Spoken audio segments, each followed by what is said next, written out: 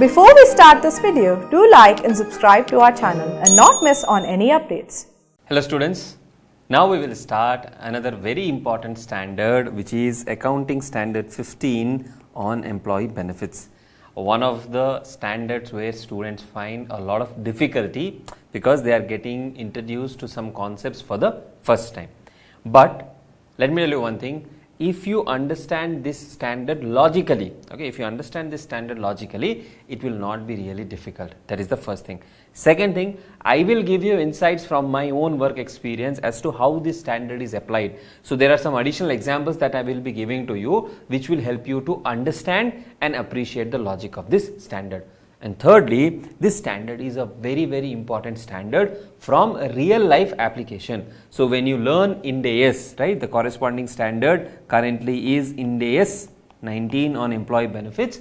At that point of time, whatever you learn here will be really, really helpful, and there is a lot of work that is done when it comes to presentation and disclosure in the financial statements. At intermediate level, the amount of content that is covered is not very complex. So the concepts that are covered are not too much in depth, so you don't need to worry about it. Now, what does AS 15 deal with? AS 15 deals with something called as employee benefits. It deals with employee benefits. What are employee benefits? Think of it. If there is someone who is working in another company, so say for example, there is one company, take any company of your choice, think of it, you have qualified as chartered accountants and you have got an offer from, let's say, Reliance or Infosys or Flipkart or Paytm, whatever is the company. So there is a company, I am taking an example of, let us say, Infosys, and you are a chartered accountant and you are employed by this company. Now, you provide services to the company. You are providing services. You are doing work for the company, and in return, so what is happening? As a chartered accountant, not as a practicing chartered accountant, you are working as an employee, and this company is employer. So there has to be an employer-employee relationship. Employer-employee relationship means whatever the employee says within the terms of employment, you have to work. So you are an employee, there is an employer, you provide services. You provide services to the company. When you provide services to the company will pay something in return. You will not work for free. So the employer pays the employee some benefits. Typically, you would have heard of the term salary, right? Salary, of course. Right from the time you have learned accounting, you have seen salary paid, salary paid, salary paid. And what is the entry for that? We have understood salary account debit to cash or bank or payable. This entry we have done number of times. So whenever we hear the term benefits, the thing that comes to our mind, at least at your level, is the employer will give to the employee benefits in form of salary, right? And what is the accounting for salary? Salary account debit to bank account. Simple and straightforward. But it is not so simple and straightforward as you start looking at various components of salary. That is why the standard itself is close to 65 to 70 pages. And there is a lot of guidance literature on how to treat various items. Let me give you a very simple example. When you joined the company, Infosys said every month we will give you something called as basic salary, let us say 50,000. You work for 1 month, you get basic salary 50,000. No problem. This expense can be booked directly, salary account debit to bank account. Whenever the employer pays to the employee, employer can say salary to bank. Then they said you will also be paid something called as house rent allowance, which is at 40% of basic salary. What is this house rent allowance and how does it impact our salary? What is the tax implication? You will learn in income tax. For now, think of it like another head of salary. Means the company has decided they will pay you some, let us say 1 lakh. They are giving a break of it. So 40% is 20,000. This also is your part of salary, no problem. Whenever the company pays you salary, debit salary expenses, credit bank account. Then the company said we will give some other allowances. Other allowances, let us say 30,000. And you got a monthly salary of 1 lakh. You are also happy, 1 lakh of salary, and the company is paying you 1 lakh of salary. Whenever the company pays salary, you will book the expenses, no problem. Now let us get into some more interesting details. Okay, the company says apart from above salary, we will also contribute something called as an amount towards provident fund, and we will contribute it at 12% of your basic salary. Oh my God! So this is something new. Company is not saying we will pay this amount to you. The company is not paying this amount to the employee. The company says 12% of your basic salary. How much is this? 12% of 50,000 is 6,000. 6,000 we will give it to whom? Provident fund. Who is this provident fund? There is something called as employee provident fund organization. It is managed by the government. There are a lot of state level offices and all of that. We will give this 6,000 on your account or to your account with the PF authorities. Meaning to say, whenever you start working, now it is not mandatory if your salary is more than 15,000, but let's say when you start working, the company says you have to open a PF account or you want to open a PF account. In that PF account, the company is depositing 6,000 of salary. Is this an expense for the company? Of course, yes, because company is paying out of its pocket. But the amount is not coming to you. The amount is going to the government or a provident fund, or a lot of large companies have something called as trust. So that amount is contributed to a provident fund trust. So there is a separate trust to whom the amount is contributed. On this contribution, you will get interest. You can withdraw at some specific instances. When you retire, you can withdraw in lump sum. All of that you will understand when you do taxation. Okay. Now, this 12% of basic salary, employer is contributing. You are not contributing. But the law also requires that employee also must contribute 12% of, let us say, basic salary. See, the computation includes basic, some DNS allowance forming part of salary and all of that. But for our understanding, let us say 12% of basic salary. So you will also contribute 6,000. Meaning to say, when the employer pays you the money or pays you salary, they will not pay you 1 lakh. They will say your salary is 1 lakh. This is also called as gross salary. Out of this 1 lakh, we are deducting this 6,000 and we will pay it to the government. So there are two things happening here. One, employer is contributing. This is called employer's share. Second, employee is contributing. This is called employee's share. Okay. How does it work out? How much net amount you will get? We will come to it at the next step.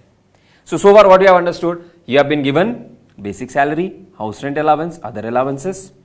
Company on its own is contributing 12% of basic salary to the PF authorities, and the company also deducts from his salary and contributes to the government 6,000 rupees. So far so good. Okay. Now, apart from this, the company says, if you work with us for 5 years, how many years? 5 years. If you work with us for 5 years, after 5 years of service, we will pay you 15 days salary per year for how many number of years you have worked. Meaning to say, if you have worked for 5 years, 15 days salary for 5 years we will pay you. But if you leave in between, if you leave in 3 years or 4 years, then we will not pay you anything. Acha, this is very interesting. Sir, why is company paying this? This component is called gratuity. Okay.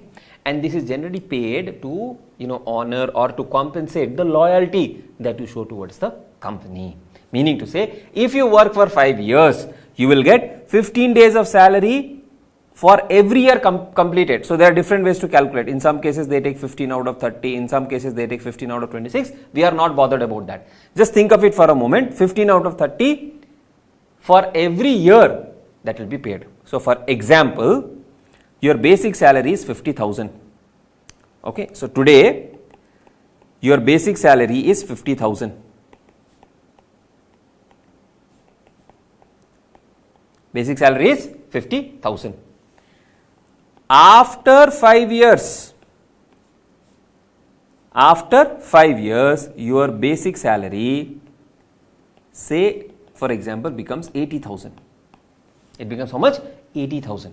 So, if you resign after 5 years, if you work with the company for 5 years, what the company is saying? We will pay you gratuity. How much?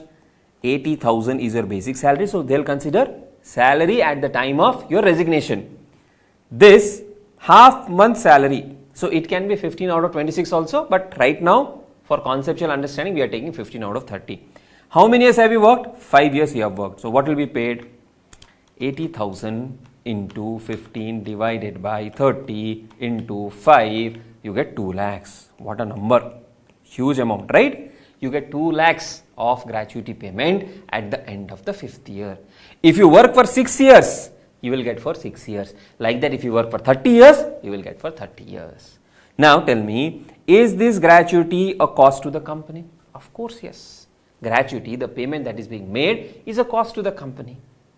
Now, the question you need to ask yourself and think of it, pause the video if required after the question. This 2 lakhs of expenses that the company is paying or the company is making, is that for year 5 only? Or is it from year 1 to year 5? Why is the company paying 2 lakhs? Because you work for 5 years. Because you work for 5 years, the company is paying 2 lakhs.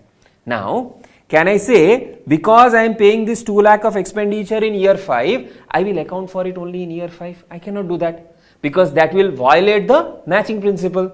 You are providing services to the company for 5 years period, which means the cost also should be booked over a period of 5 years. That is where complications arises. Can I say 2 lakhs divided by 5 and 40,000 I book every year? That will also not be correct, because 2 lakhs after 5 years is not equal to 2 lakhs today. There is a future value, present value difference. So, that is where detailed guidance is given by Accounting Standard 15, and this is one part of it which is the most complicated part in the overall standard. Okay. So, we are not talking about just a simple salary payment.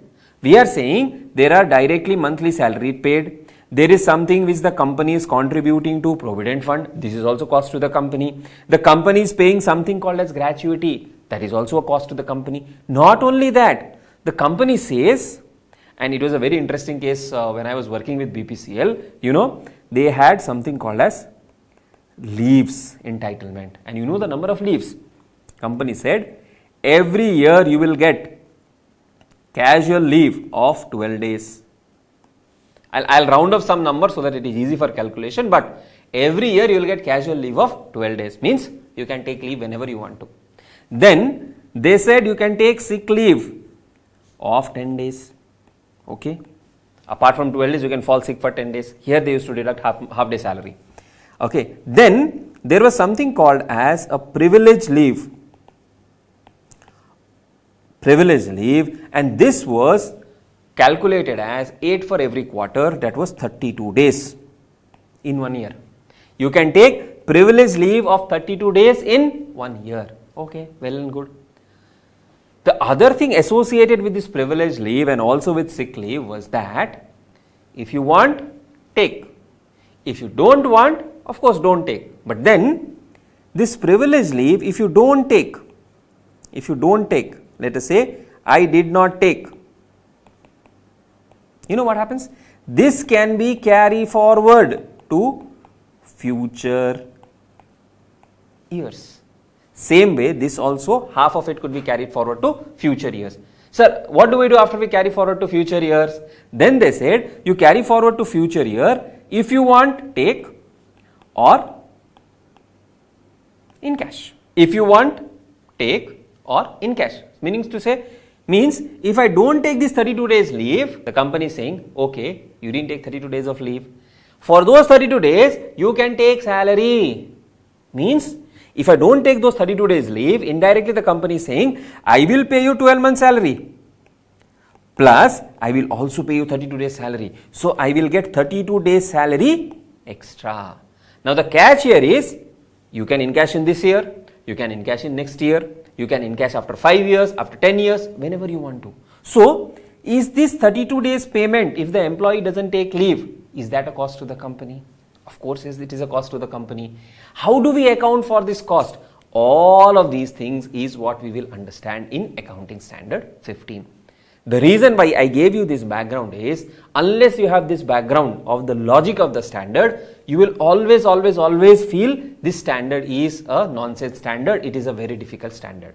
But once you have understood the logic, why we are doing a particular treatment, then this will be absolutely clear. Alright, now coming back to your salary, you see, every month the company says 1 lakh is the gross salary.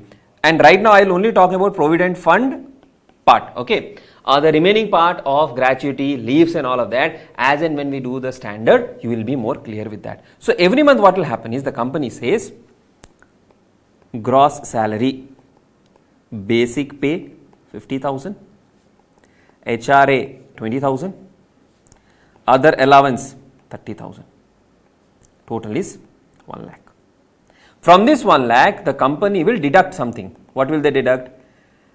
Employees' share of PF, that was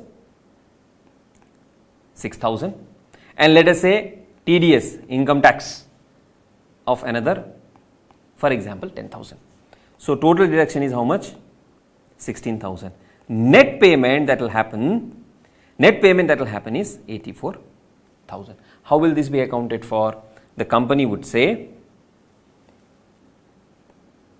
salary or employee benefit expenses account debit 1 lakh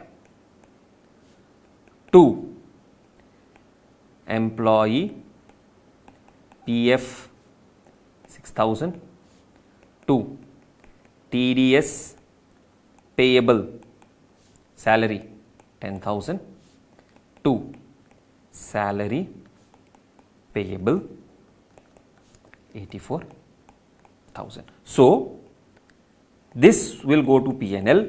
This will be a balance sheet payable item. This is also a balance sheet payable item. This is also a balance sheet payable item. Apart from this, please understand the company has to give its own share of 6,000. Means company collects 6,000 from you, and the company also from its own pocket will give 6,000. So the company will pass one more entry saying salary expenses account debit. And see, you can have different names. You can have PF expenses, you can have employer PF cost, whatever is the ledger you want to. 6,000 to employer PF payable 6,000. This also employee PF payable 6,000. And by 15th of every month, the company has to deposit this 6,000 and this 6,000 to your account with the Provident Fund authorities. Okay. Yes, there is a split of pension fund, Provident Fund and all of that. That if you want to understand, you can do a simple Google search and you can, go further into it. But this is how a salary structure works. And not only that, the company also needs to provide for your gratuity part. If at all there are any leaves that you have not taken, you will take it into the future. That also is a cost because we have to pay that money, or you may take it in the next year. So these are multiple complications that comes to the employee benefit accounting. It is not a simple and straightforward salary account debit to salary payable. There are a lot of these elements involved, right? And that is what is covered by Accounting Standard 15. Now, what Accounting Standard 15 does is, all the benefits that are payable to the employee, it divides them or it classifies them into 4 categories. What are those four categories? The first one is short-term employee benefits. Something which is payable within 12 months.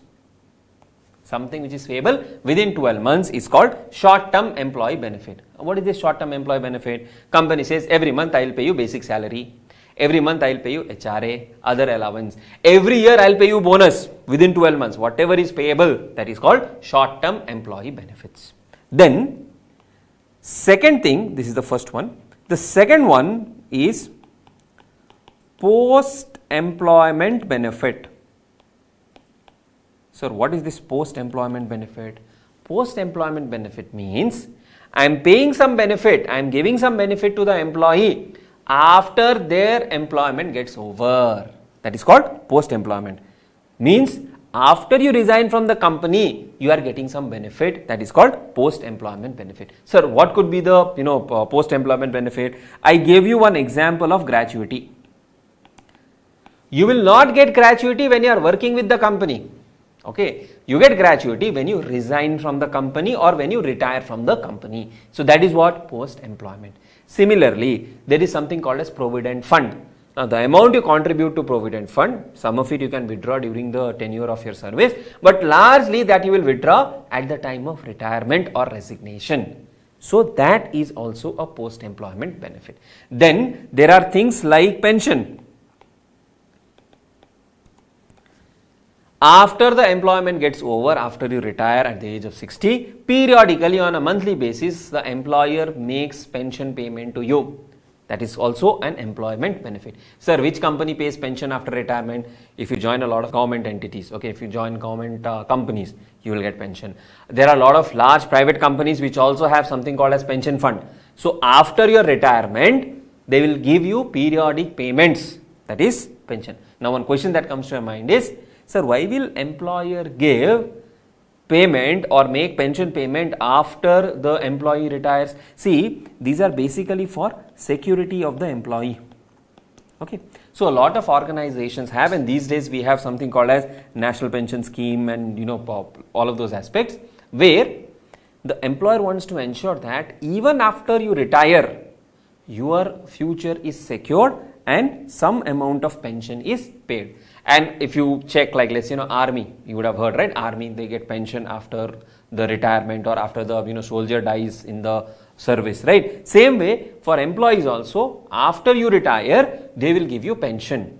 Or if the employee dies during the work or after retirement also, the family will get pension. So this pension is basically to take care of your after retirement life. Okay, so that is also a benefit given by the employer. Now think of it, when is the benefit being paid? After retirement, but service has been provided earlier. So these have to be accounted for as cost as and when the service is provided. That is where it becomes complicated. Okay, so you have pension, you have gratuity. Some of the companies also provide medical benefits. Like if you work, let's say if you work in a PSU, they would say after retirement, your and your spouse medical cost will be taken care by the company. Okay, so the company is incurring cost after you leave the company, after you retire from the company. But why is this benefit being provided? The benefit is being provided because you have worked in the company for, let's say, 15 years, 20 years, 30 years, whatever is the period. For that, this benefit is being provided. So the benefit that the company will provide after you retire, even that has to be accounted for as you are working. So that is the post-employment benefit. Then we have the third category, which is other long-term benefits. These are what? These are not short-term benefits. These are not post-employment benefit. These are also not something called as termination benefit. So it is not within 12 months, it is not post-employment, it is not termination benefit, that is categorized as other long-term benefit. The accounting for other long-term benefit is largely similar to post-employment benefit. And lastly, we have something called as termination benefit. Sir, what is this termination benefit? If the employer terminates the employee's work, for example, the employer says, we are giving you something called as voluntary retirement. Voluntary retirement means typically retirement age is 60. Employer realizes that there are some employees who are not working efficiently. They are already 50 years, they are not working efficiently. They are not adding value to the company. You cannot just fire them. If you fire them, then they will start creating agitation. So what the company says, okay, we are giving you voluntary retirement. They will have some scheme like, see, you have 10 years of service left, okay, What we will do, we will give you 4 years salary, for example. We will give you 4 years salary. Take this 4 years salary, enjoy your remaining life, okay, and you retire from the company. The company is thinking that it is saving 6 years of salary payment. That is the company's benefit. Employee is thinking, okay, I don't have to work. Anyways, I was not working. I don't have to work anymore. 4 years salary I'll get and it will be done. So, this kind of termination benefit is covered under termination. So, this kind of benefit where the employer terminates the employee's work is covered under termination benefit. This may also cover things like, let us say a company has branch in a particular city. They are closing down the branch. When they are closing down the branch, they have to terminate the services of all the employees. In return for the termination, I am firing those employees because I am closing down the branch. The company may be required to pay something that is called termination benefit. So, I hope now you got a broad idea of what all is covered under Accounting Standard 15. So, as far as AS 15 is concerned, employee benefit includes short-term benefits expected to be settled wholly before 12 months, post-employment benefits payable after completion of employment. So, you regularly work, you retire and then it is paid. Termination benefit provided in exchange for termination of employment. It is not when employee resigns. Employer is terminating the services of the employee, and other long-term benefits other than short-term, post-employment and termination benefits. Okay, so these are what are covered. Now, what is the meaning of this before 12 months? This is basically if a service is provided in, let us say, year 1. Okay, in year 1, year 2. So, April of year 1 till March of year 2. If any service is provided in this period, it has to be paid within 12 months after 31st of March of year 2. So, 12 months from the end of the financial year or from the end of the period in which the service is provided. Okay. So, if any service is provided in the current year, from the end of the year you will see whether it is settled within 12 months or not. Now, what is the logic of classifying these short-term benefits and long-term benefits? Basically, if something is payable within 12 months, okay, you don't need to discount. But if something is payable after 12 months, then there is this concept of future value and present value. You will have this concept of discounting, compounding and all of those that comes into picture. That is why there is this segregation between the short-term benefits and long-term benefits. The employee benefits to which this standard applies include those provided under formal plans or other formal agreements. So, employee benefits will include benefits. Who is providing? Employer is providing. To whom it is being provided? To employee it is being provided. Under formal plans or other formal agreements. Formal plans and formal agreement means, let's say you qualify as a chartered accountant, you join a particular company. When you join a company, there will be a contract of employment or agreement of employment. In that, the company will define, I will pay you basic salary this much, HRA this much, this, that much that, this many things and all of that. Okay. So, that is under a agreement. Apart from that, the company may also have something called as their human resource policy or their plan under which they provide various benefits to the employees. For example, you are entitled to 12 days of casual leave, 32 days of privilege leave. Where is it defined? They will not define that generally in the employment contract because leave policy and all may keep on changing. So, they will say as per the policy of the company. So, as per the policy of the company, there will be some formal plan. Formal means it is documented, it is agreed. And whenever there is a formal agreement, when one party does not comply with that particular agreement or policy, you can actually pull that party to the court of law. Now, sir, what is informal? Informal is like it is not documented anywhere. It is not formalized anywhere. It is just as a matter of, for example, a tradition or a practice. Say, for example, in a company there is a tradition. Okay. If you complete 5 years of service, they will give you 5 grams of gold. If you complete 10 years of service, they will give you 10 grams of gold. Is it written somewhere? No. Is there a formal policy? No. Has the company given you in writing? No. It is just a matter of practice. These are informal. These are informal. Now, you would have heard a lot of news, right? In fact, there is a very interesting news. If you look at this news, Indian CEO gifts brand new SUVs to 25 employees. Okay, is there written somewhere? No, it is not as per policy. They would have just decided that we'll give. Like this, a lot of companies, every Diwali they would say, okay, we will give some gift, some gold or some other car or two-wheeler, and that is given as a benefit to the employee. Sometimes what happens is they have a policy like, okay, if someone, let's say the son or the daughter of the employee is getting married, they will give some gift. Okay, it may not be written somewhere, but it is a matter of practice. Okay, so those are informal, right? There can be formal, it can be informal as well. So it can be formal or other formal agreement or formal plans between an entity. Here when we say entity, the company or the employer, and individual employees, group of employees or their representatives. So any kind of agreement that is called formal. Under legislative requirement or through industry arrangement. Legislative requirement, best example is PF, Gratuity. These are payable under respective act. So we have Provident Fund Act, we have Payment of Gratuity Act. So under that also you may have to pay something. Then by those informal practices that give rise to a constructive obligation. So if it is written, I told you, right, if you don't follow something which is written or which is agreed, you can file a court in the case of law.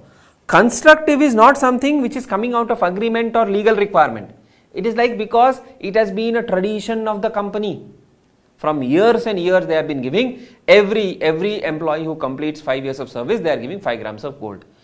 It has been a practice since the last 40 years, 50 years. That is what? That is a constructive obligation. Even that is covered under employee benefit.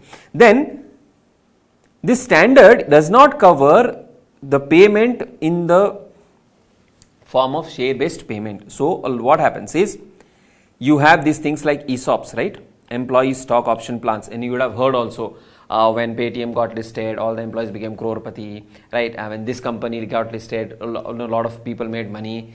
When employee stock options are given, that is not forming part of Accounting Standard 15. For that, as far as Accounting Standard is concerned, there is a separate guidance available, and as far as when you go to CA Final, when you learn Ind AS, there we have a separate standard to deal with it.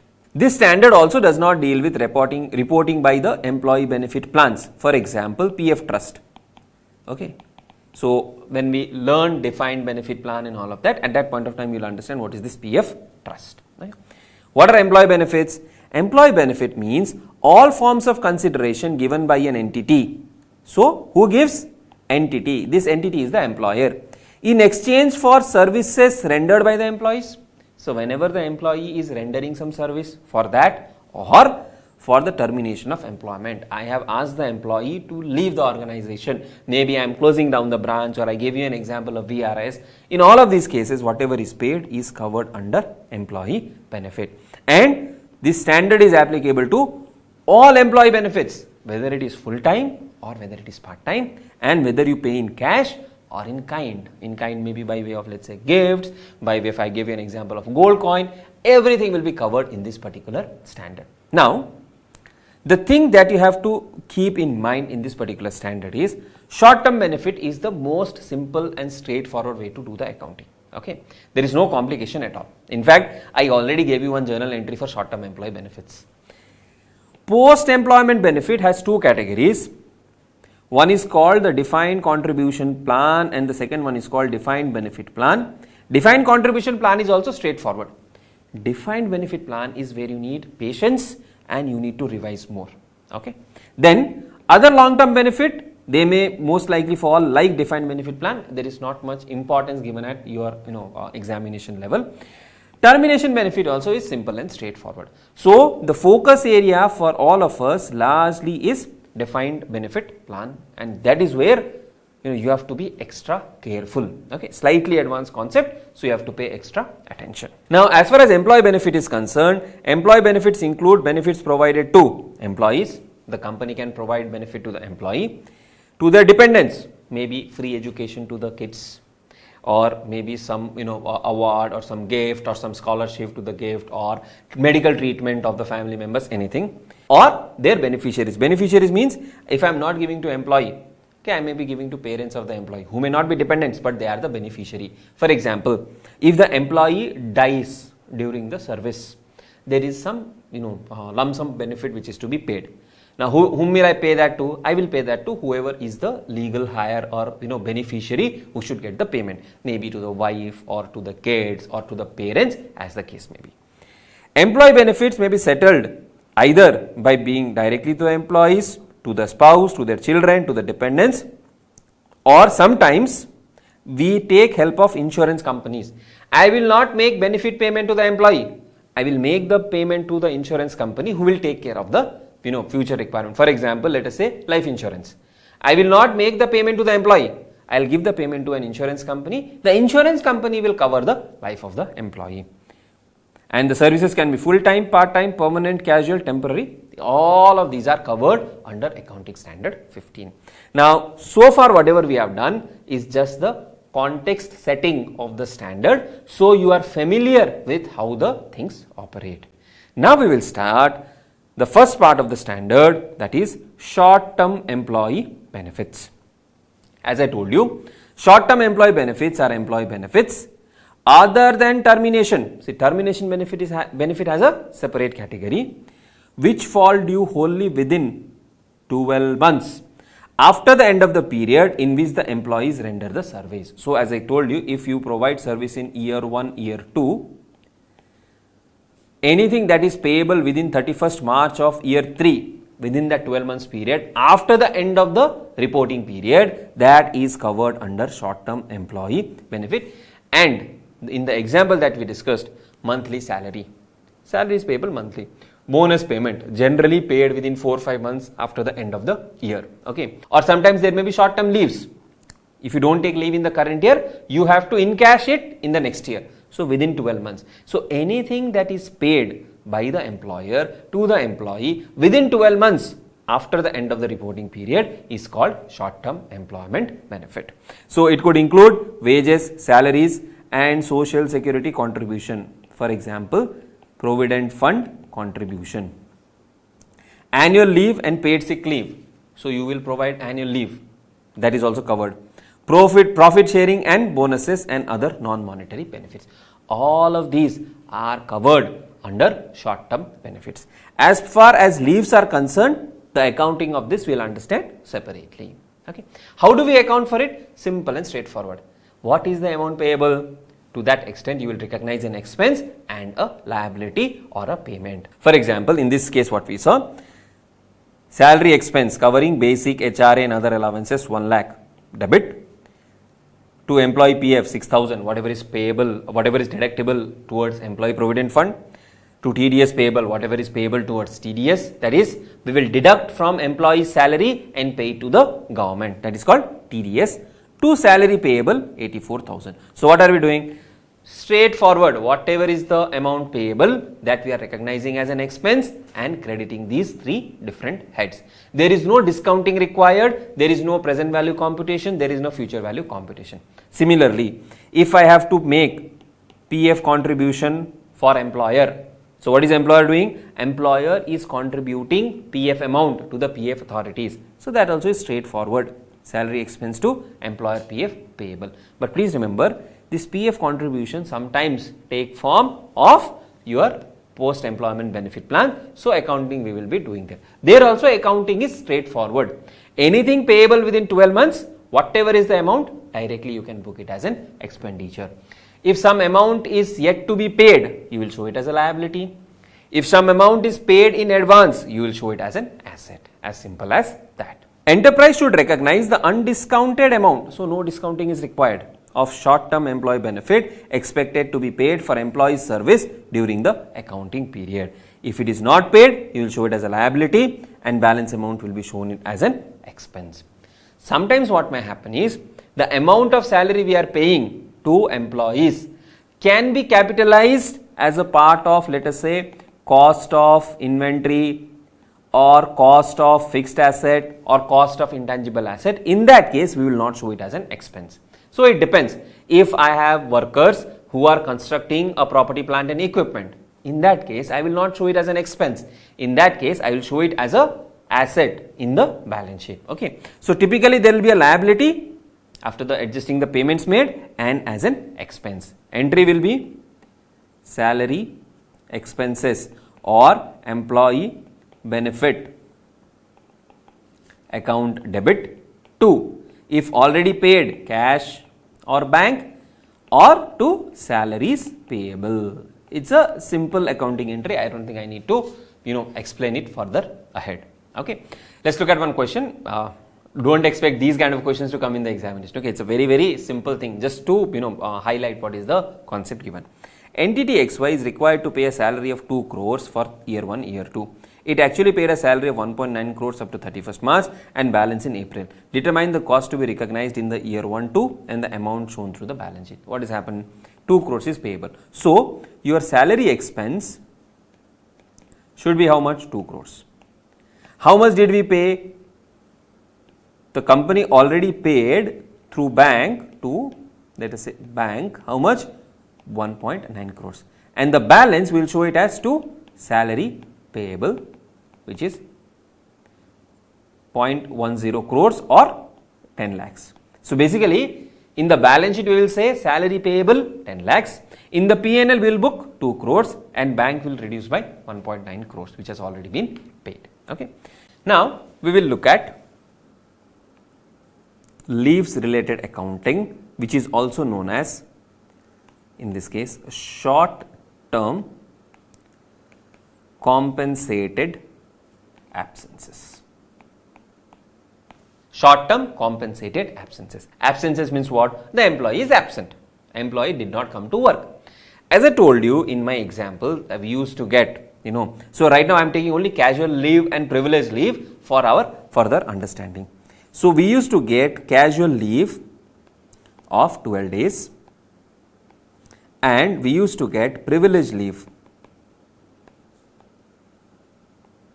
of 32 days. Okay, I am rounding this off to 30 so that while calculating and all, we can consider just 1 month and do it. 30 days. 30 days of privilege leave. Apart from this, of course, we used to get holidays, national holidays, 12 national holidays or 14, I think. Then, Saturday, Sundays were also off. So, a lot of holidays. Okay. Now, the thing with casual leave and privilege leave, the difference was casual leave would lapse at year end.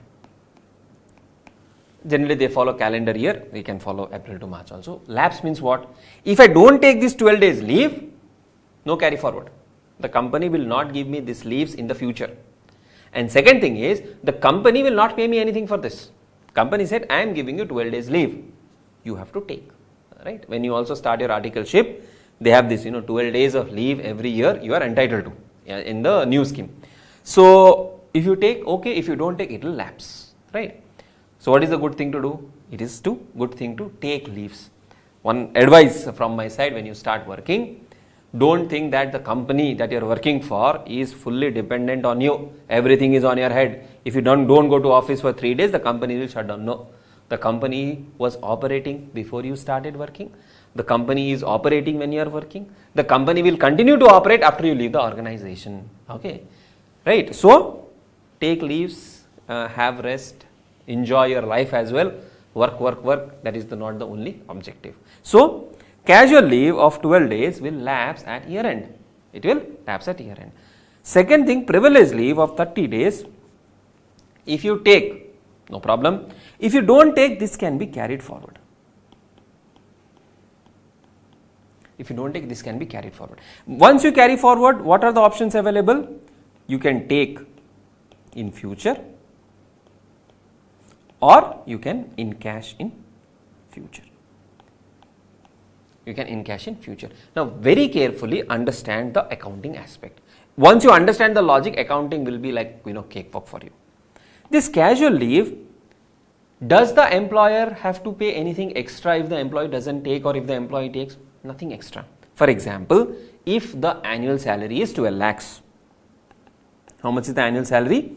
If the annual salary is, let us say, 12 lakhs. If somebody takes these 12 days of casual leave, he will be paid 12 lakhs. If you are someone who is working sincerely, who is working day and night, not taking leave, to you also they will pay 12 lakhs. There is no extra payment requirement for taking these casual leaves or not taking these casual leaves. There is no deduction, there is no extra payment. In other words, the casual leave cost is automatically accounted for in your 12 lakhs of salary. Okay, so you don't need to pass separate entries accounting for casual leaves in this example. Sir, what is the classification? We will come to the classification. If something cannot be encashed, if something cannot be carried forward, then in that case you will not do any specific accounting. These leaves are called non-accumulating. What are these called? Non-accumulating absences. If you take leave, for that day also you will be paid. If you take leave, for that day also you will be paid. They will not deduct any salary, but you cannot accumulate this and carry forward. So no specific accounting treatment is required. I hope it is clear. The second one, privilege leave, what I am talking about is something which can be carried forward. Now understand this very carefully. What is your salary? Your salary is 12 lakhs. Assume you have taken those 12 days of leave because you want a good work-life balance and all of that. So you have taken that leave. Apart from that, what you have done is you have also taken 15 days. I am taking rounded off to half month. Okay. So you have taken full CL is done. You have also taken the privilege leave. What I mentioned for 15 days. You have taken privilege leave for 15 days. Now tell me, will the company deduct any salary for that leave that you have taken? No, because you are entitled to 30 days leave. So they will not deduct any salary. Will they pay you extra? No, they will not pay extra because you will get 12 lakh salary for the 12 months that you have worked. But in the next year, the company has to either pay 15 days extra salary or give 15 days extra leave with pay. With pay means they cannot deduct salary. Please understand this properly. This year you have taken 15 days salary. Will they deduct anything? No, they will not deduct anything. Now, whatever is balance left over, if you are getting confused, sir, this is also 15, this is also 15, assume you have taken 10 days leave. So in the next year, they have to pay you 20 days salary extra if you want to encash. Or the company has to give you 20 days leave without any work. They have to say you take 20 days leave, you have the right to take 20 days leave. I will pay you for those 20 days also. I will pay you for those 20 days also. So what is happening here? As an employee, you did not take 15 days of leave. You did not take 15 days of leave or 20 days of leave, whatever is the example you consider. You did not take 15 days of leave in year 1. In year 1, you did not take 15 days of leave. Did not take 15 or 20 days of leave. Can I say you worked for those 15 or 20 days extra? Because you did not take leave, you worked extra. And the payment for this is happening when? In the next year. In the next year, two scenarios are possible.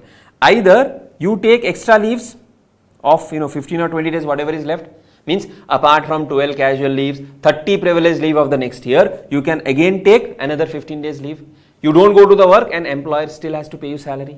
Which means the employer has to pay you those 15 days salary even when you are not working. Means there is an obligation on the part of employer.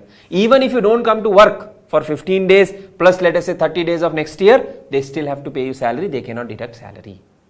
That is the first thing.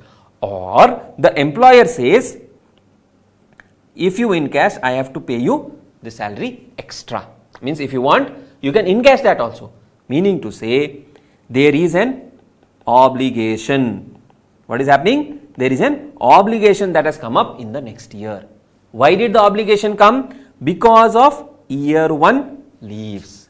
So for this, what the standard says is, whatever is the obligation of the employer at the end of year 1, you need to create a liability at end of year 1. What is the liability? So say for example, 15 days salary. 15 days salary is 50,000.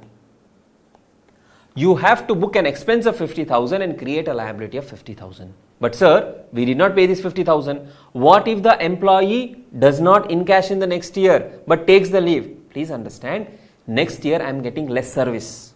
If the employee takes the leave in the next year, I am getting less service. Still I have to pay full salary.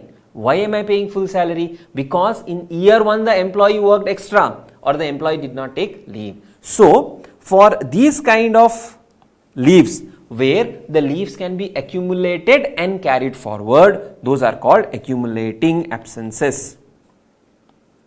Those are called accumulating absences. Accumulating means you can carry forward.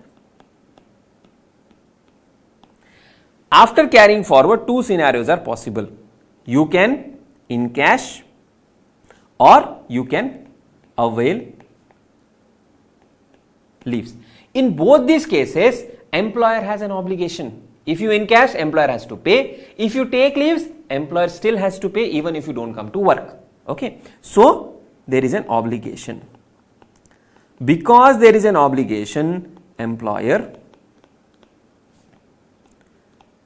recognizes expense in year 1 and a liability. If you still find it, slightly confusing, sir, why are we recognizing an expense? Think of it like the employee worked 15 extra days in year 1 because they did not take 15 days leave. So for that 15 extra days, we need to account for corresponding expense. When will we pay? In the next year when they encash, or in the next year when they take the leave. Even without leave, we have to pay them that salary. Okay. Sir, what happens at the end of next year? Again, we have to make an estimate. How much is the balance of leave that you can carry forward? To that extent, you need to create a liability. Okay. Now, this accumulating absences, if you can encash, it is called vested. If you cannot encash, see, here I said both are possible. You can encash also, you can avail leaves also. Some organizations, what they say is, you cannot encash, but you can avail. So if you can only avail, it is called unvested. Okay, so these are the terminologies you need to be aware of. So let us quickly recap. Short-term compensated absences. In case of short-term compensated absences, an employer may compensate an employee for absence for various reasons. Holidays, sickness, disability. You also have maternity leaves, paternity leaves. So maternity leaves provided as per the regulations and legislations. Okay, the law requires that, okay, you need to provide so many weeks of leave during the pregnancy and delivery of a child for a mother. Similarly, paternity leaves are also provided. Now, these short-term compensated absences, which we also call as paid absences. Why it is called paid absences? It is called paid absences because even if you don't come on that day or even if you don't come to work, you are still being paid. That is why it is called paid absences or paid leaves. There are two categories, non-accumulating and accumulating. What is non-accumulating? You cannot accumulate and carry forward. If you have to take it in the same year. For non-accumulating, there is no separate accounting treatment. What is accumulating? Accumulating means you can accumulate whatever is the unutilized balance, you can accumulate and carry forward to the next year. So, absences which can be carried forward and can be used in the future is called accumulating absences. Accumulating absences are vesting or non-vesting. Vesting means you can get a cash payment. Non-vesting means you cannot get cash payments. So, in case of non-vesting, you compulsory need to take leaves in the next year or year after that. So, what will the accounting treatment for both vesting and non-vesting? In both cases, we need to create liability.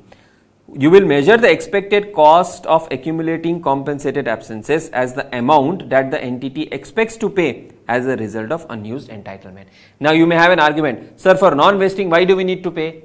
See, for non-vesting, there is an indirect payment. Employee doesn't come to work, still you have to pay. So, payment happens.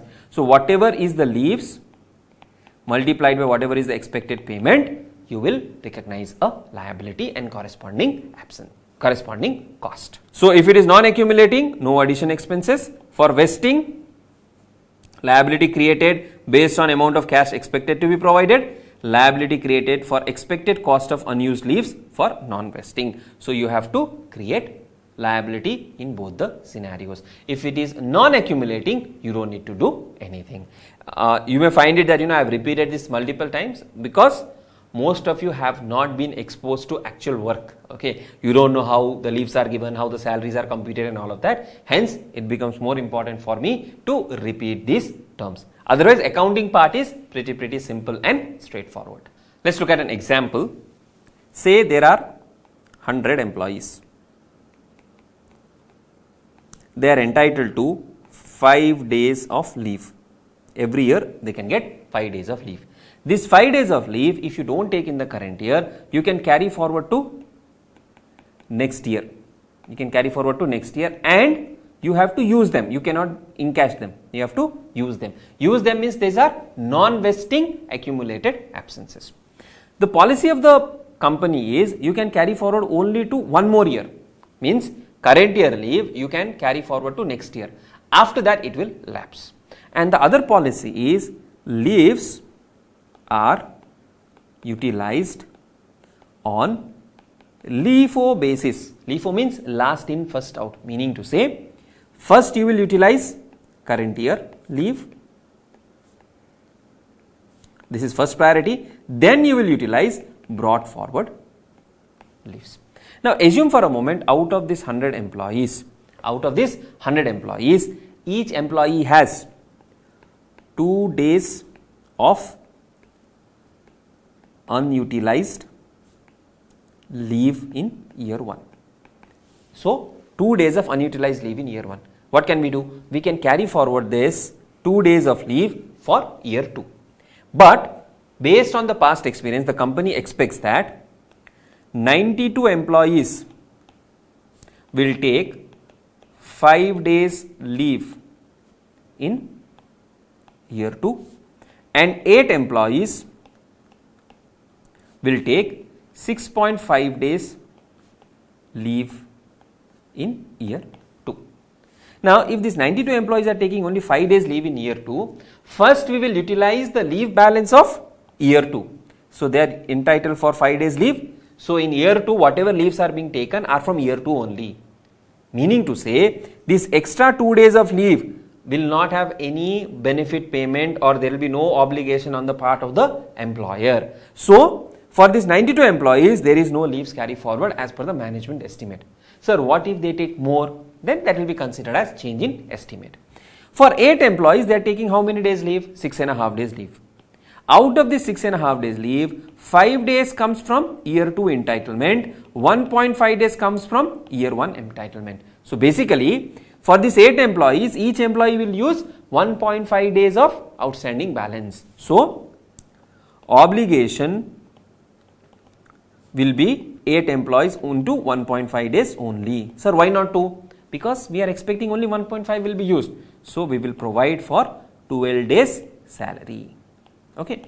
There is a very detailed exercise. Subsequently, we will understand something called as actuarial valuation. Okay, based on actual valuation and all, they make an estimate how many employees will resign, how many employees will continue, how many will take leave. All of those are estimated and we create a liability. Subsequently, if actual outcome is different, we will consider it to be a change in liability.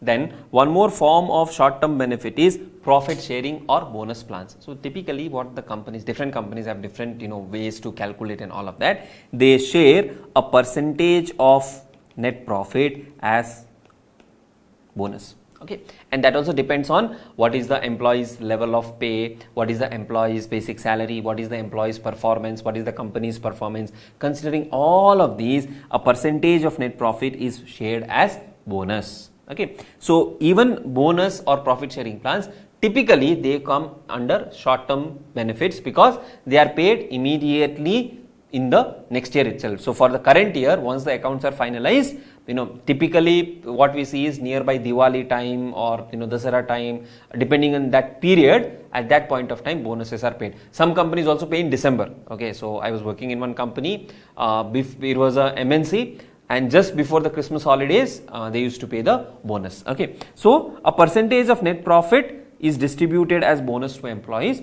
So this is a very straightforward computation. Whatever is the expected payment, expected payment, for this we need to recognize an expense and recognize a liability.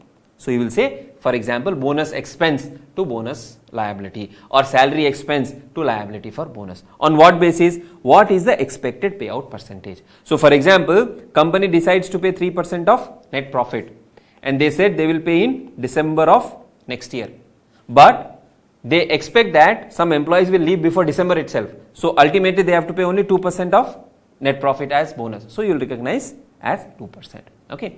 This you will also understand in section 43B of Income Tax Act, where they say whatever is actually paid will only be allowed as a deduction. Okay. So there is a linkage you have to draw between these two. So you will create a liability based on expected payout, and based on that expected payout you will also recognize the expense in the books of accounts.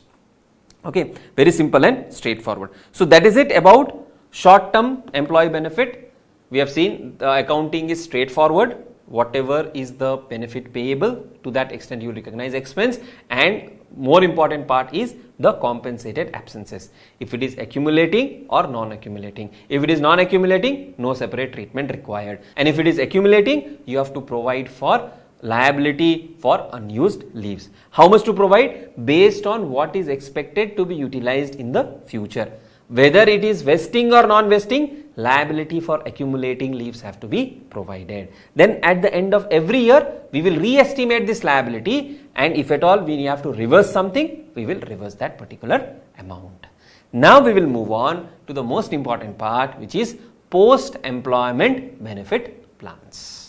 Now so far we have understood the short term benefit plans, whatever is payable within 12 months from the end of the reporting period, that we have understood, and we have also understood how does the leaves and absences related aspect work. Okay, what are vesting, what are non-vesting, what can be accumulated, what cannot be accumulated, that part is done. That is the simpler part of the standard. Now the core or the crux of the standard, where a lot of us including qualifieds face difficulty, is when it comes to post-employment benefit plans. Post-employment benefit plans. Now when we talk about post-employment benefit, as the term itself suggests, it is payable post-employment, means after the employment has been completed, this amounts would be paid to the employee. Now friends, when you become chartered accountants, when you start working in the future in companies, please read this part very carefully. They will include this component is something called as CTC, cost to the company. Whatever is post-employment benefit provided to you will be included in cost to company, but in hand you will not get. You will get only when post-employment, right? For example, the company would say, we will pay you gratuity after 5 years of completion. What is that? They will pay us what? Gratuity. And gratuity thing, when it comes to income tax also, it is very important. Okay, it could be gratuity, it could be leave encashment post retirement or resignation. Calculation part of how much is taxable, how much is exempt, that also you have to take care. Now gratuity, the company would say, for example, you work with us minimum 5 years. How many years? Minimum 5 years if you work. Okay, we will pay you gratuity. How will we pay? The company says we will pay you 15 days of salary. How much? 15 days of salary. Now what is included, what is not included, they will define and tell it to you. 15 days of salary for each completed year. Okay, 15 days of salary for each completed year. When will this be paid? After 5 years. Okay, now the logical way to look at this is, first question, is this a cost to the company? Of course yes. After 5 years, let's say you work for 5 years, let's draw a timeline. You work for 5 years, this is when you have joined today, year 1, year 2, year 3, year 4, year 5. At the end of the 5th year, whatever is the salary at that point of time, basis that 15 days per year will be given to you. Now there are two types of calculation. One is 15 days considering 26 working days in a month, and second one is 15 days considering 30 days in a month. For easier purpose, for understanding purpose, we will consider you will be paid 15 days of salary considering 30 days in a month. Okay. Let us say at the end of 5th year on this date, your monthly salary was 1 lakh. Your monthly salary was how much? 1 lakh. Now what the company is saying is, you work with me for 5 years. At the end of 5 years, we will pay you for every completed year. How many years have been completed? 5 years have been completed. We will pay you 15 days of salary. So 15 out of 30 into 1 lakh. This is what we will pay you. How much is this? This, if you do 15 out of 30, 2 times 50,000, 50 into 5, you will be paid 2,50,000. When will the company pay? At the end of 5th year. Now, is this a cost to the company? Of course, yes, it is the cost to the company because the company is paying. Now, the challenge here is, how should I account for this 2,50,000? Now, think of it. Is it the cost only for the 5th year? Absolutely no, because you have earned this by working for 5 years. You have given 5 years of service to the company. And based on those 5 years of service to the company is paying the amount. So, it is not only the expense of year 5, it is not only the expense of year 5, it is expense of year 1, year 2, year 3, year 4, year 5, all the 5 years. That is the first thing. Second thing is, what will be the salary after 5 years? We will not know today, correct? We will know what is the salary for the current year. Even for the next year's salary, you will negotiate with the employer and all of that. We will not be able to determine what is the salary at the end of 5th year. So then how will we account for it? We will make an estimate. So whatever is the salary, whatever will be the salary at the end of the 5th year, this is an estimate. Now one more thing you have to keep in mind here. This estimate is not done by you and me. Okay, chartered accountants are not doing this estimate. Sir, then why are we learning this? We will look at the accounting aspect.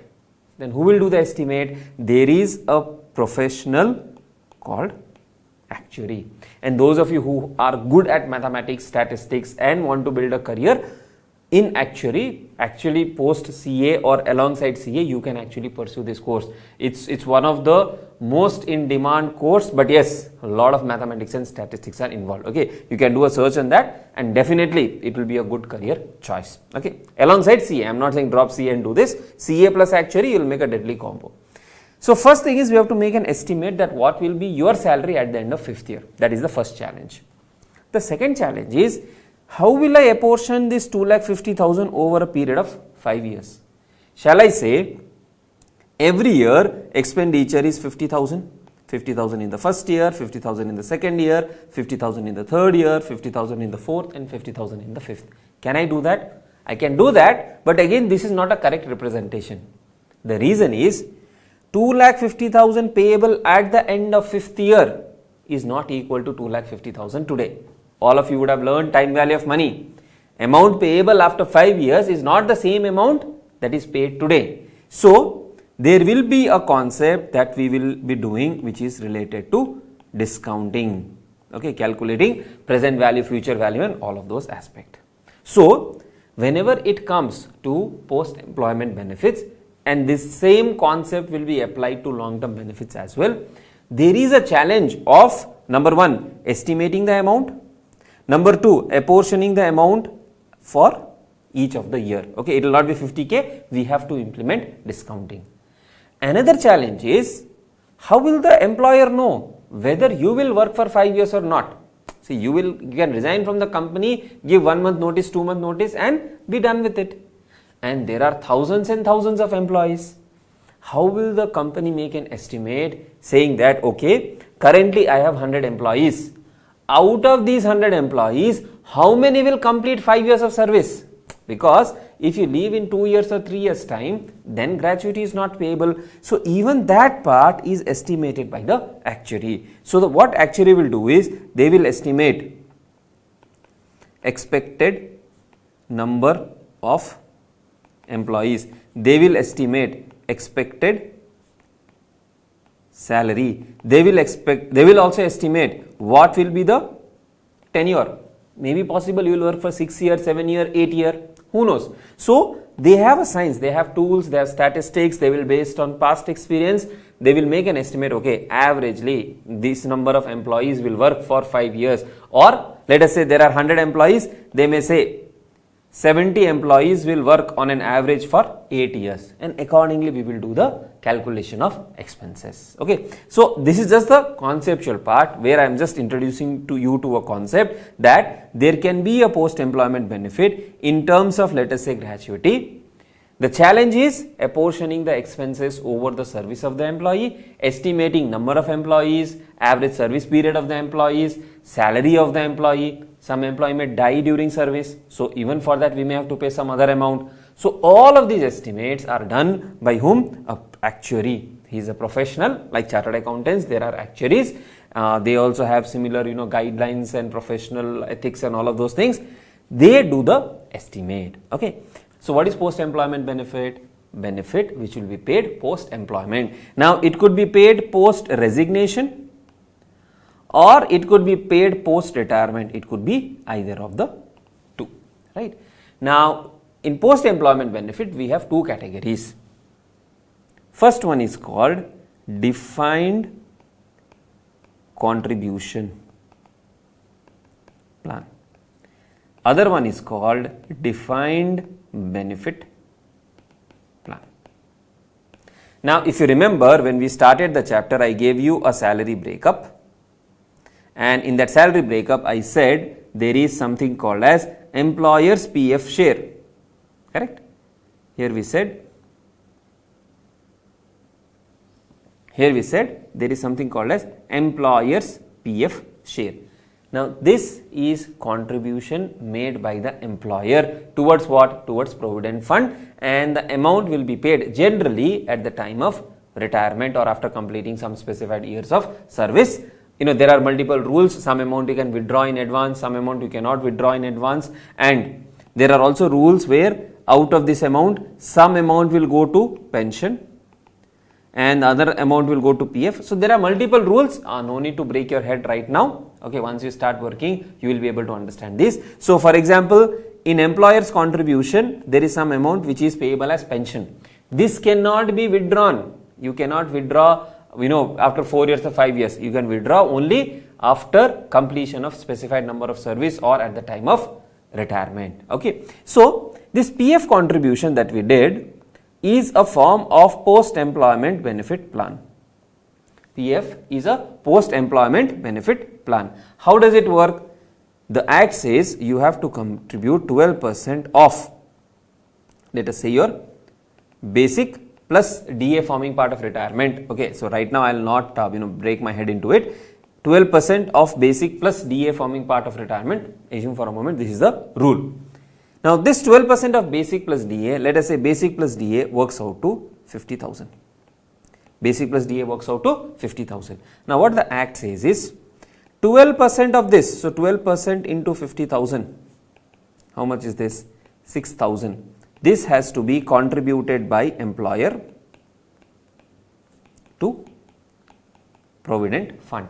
Now it could be contributed to provident fund which is managed by the government, or it could be the provident fund which the company has created and it can manage internally by the way of a trust. In any case, you have to contribute 6,000. Who has to contribute? Employer has to contribute 6,000 every month in this particular case. Whom can they contribute to? They can contribute to the government PF authorities, or for large organizations, let us say Tata's or BPCL where I was working, they have their own trust. They have an in-house trust which is called the PF trust. So they can contribute to the PF trust as well, which is managed in-house. Please remember, trust is a separate entity. Okay, it is not within the company. So there will be, let us say I was working with BPCL, we have BPCL and we have BPCL PF trust.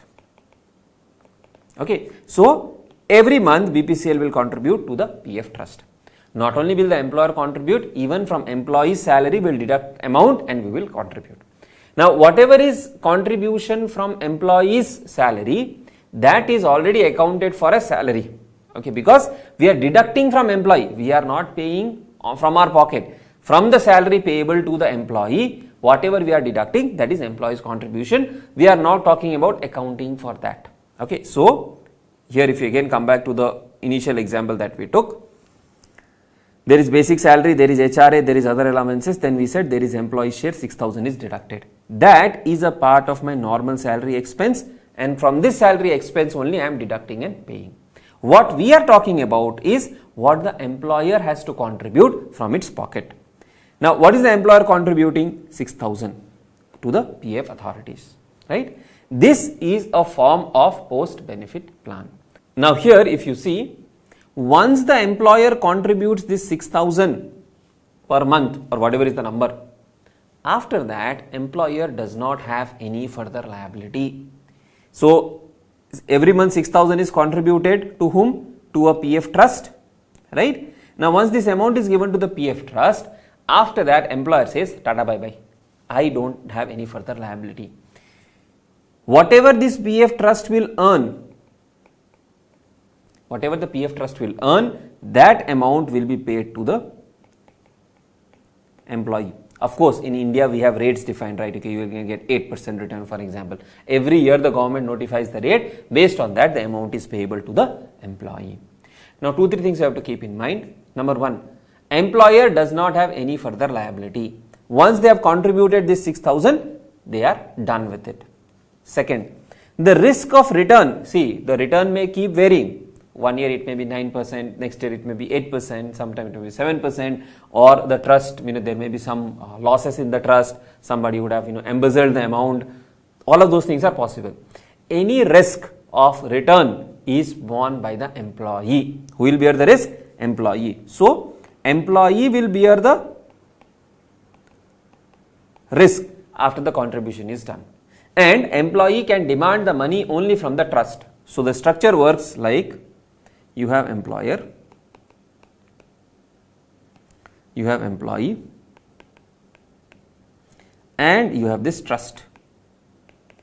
And trusts are also highly regulated, okay, where they cannot just go out and invest anywhere they want to. Where to invest, how much amount can be invested, all of that are well defined in the rules. So, employer, what it does is, employer contributes based on what? Based on a formula. So, there is a formula. Based on that formula, employer contributes the amount to the trust, and trust will settle the amount to the employee. Trust will settle the amount to the employee. The most important thing is, the employer after making the contribution does not have any further liability. Any future risk, any future reward, everything is the headache of the employee. Employer has no further role. Okay. Now, this kind of plan where the amount to be contributed is defined. Here if you see, they have defined 6,000, that is 12% of basic plus DA. If the amount to be contributed is defined, we call it defined contribution plan, because contribution is defined. What is defined? Contribution is defined, and hence we call it a defined contribution plan. The other type of plan is a defined benefit plan, where by now you would have understood benefit is defined. What is defined? Benefit is defined. For example, 15 days salary for each year. What is defined? Benefit is defined. Now, in this example where we took of gratuity, contribution is not defined. Contribution is not defined. What is defined? Benefit is defined. Similarly, for pension, whenever pensions are paid, if there is a pension trust and all of that, there in some cases contribution is defined if you are following, let us say, NPS kind of thing, or if you go to traditional pension schemes, there the benefit is defined. Now, wherever benefit is defined, what happens is, say for example, in case of gratuity, we said we will pay 15 days of salary for every completed year of service. And what the employer did was, okay, I will create a trust. I will create a trust, and I will contribute amount to the trust, so that when the employee resigns, the trust will pay the gratuity amount. So, the arrangement of the employer in defined benefit plan is, there is an employer, there is a trust, and there is this employee. They have created a trust. Employer contributes periodically with some estimate, okay, so that whenever the employee resigns, this trust will pay gratuity to the employee. Can this arrangement be done? Absolutely yes. But keep in mind that whatever we are paying to the employee, we have defined the benefit. What is defined? Benefit is defined. Now say for example, employer was thinking, this is employer, okay. Employer was thinking that based on current salary, if I contribute 6,000 per month, it will be sufficient. That is the assumption. Based on current salary, we estimated that if we contribute 6,000 per month, it will be sufficient to pay the gratuity. But suddenly, in the last year or in 2 years before retirement, or at the time of resignation or retirement, salary went up significantly. Salary went up significantly, and the amount with the trust is not sufficient to pay to the employees. Okay. In such case, employer has to pay from its own pocket to the employee or to the trust, who will in turn pay to the employee. In other words, the risk is taken by the employer. If there is any shortfall, employer has to make that payment. Employer can't say, I have contributed to the trust and I don't need to pay anything. That is not permissible. These kind of plans are called defined benefit plan. So two things can be defined in post-employment benefit. One, you can define the contribution. Every month pay this amount. After that, there is no headache for the employer. Employer does not have any further liability. Second category, where the benefit is defined. In this case, they will define, okay, what is the amount payable to the employee, and if at all there is shortfall, or if at all there is any amount excess to be paid, all of that is the headache of the employer. The employer bears the risk. In contribution plan, employee bears the risk. In benefit plan, employers bears the risk. Okay, so these are the two plans. So let's have a look at the relevant concept. Post-employment benefit include retirement benefits like pensions, lump sum payments on retirement. So pension is periodic payment after retirement. Other post-employment benefits such as post-employment life insurance, medical care, etc. So apart from this, cash payments, there could also be cases where the employer says, and this typically happens with large manufacturing or old manufacturing entities, PSUs, government and all of that, where there is something called as post-life insurance, and also there is something called as post-employment medical care. That is, even after you retire from the company, your medical expenses are taken care. They will not pay monthly amount, or they will not pay a lump sum amount. What are they paying? They are paying your medical expenses. Now these medical expenses are also paid after retirement based on your services. So even that has to be accounted for during the tenure of the employment. Okay. At your level, we will be doing only basic calculations. We are not going into advanced calculations like medical care and insurance. We will be doing basic calculations only. Okay. So it could include retirement benefits like pension, where monthly payment is paid, lump sum payment on retirement, let's say gratuity, or other employment benefits like insurances or medical expenses. Okay. Now, there are two types: defined contribution, defined benefit. Here, contribution to be made by employer is defined. There is no further risk borne by the employer. This is one thing you have to remember. In defined benefit, benefit to be paid is defined, and the employer bears the actuarial and investment risk. Actuarial and investment risk means, let us say employer is keeping aside some money, expecting 10% return. Actual return is only 5%. Who will bear the risk? Employer will bear the risk. Employer can't say, I have contributed, my work is done. No. In benefit plan, employer cannot take that stand. Whereas in case of contribution plan, after the contribution, employer headache is over. So in case of benefit plan, if at all there are any actuarial risk, sir, what are these actuarial risks? Say for example, the actuary initially estimated only 75% employees will complete 5 years of service. But later, 90% employees completed 5 years of service actually. So that risk of extra payment to those 15% employees again is taken by the employer only.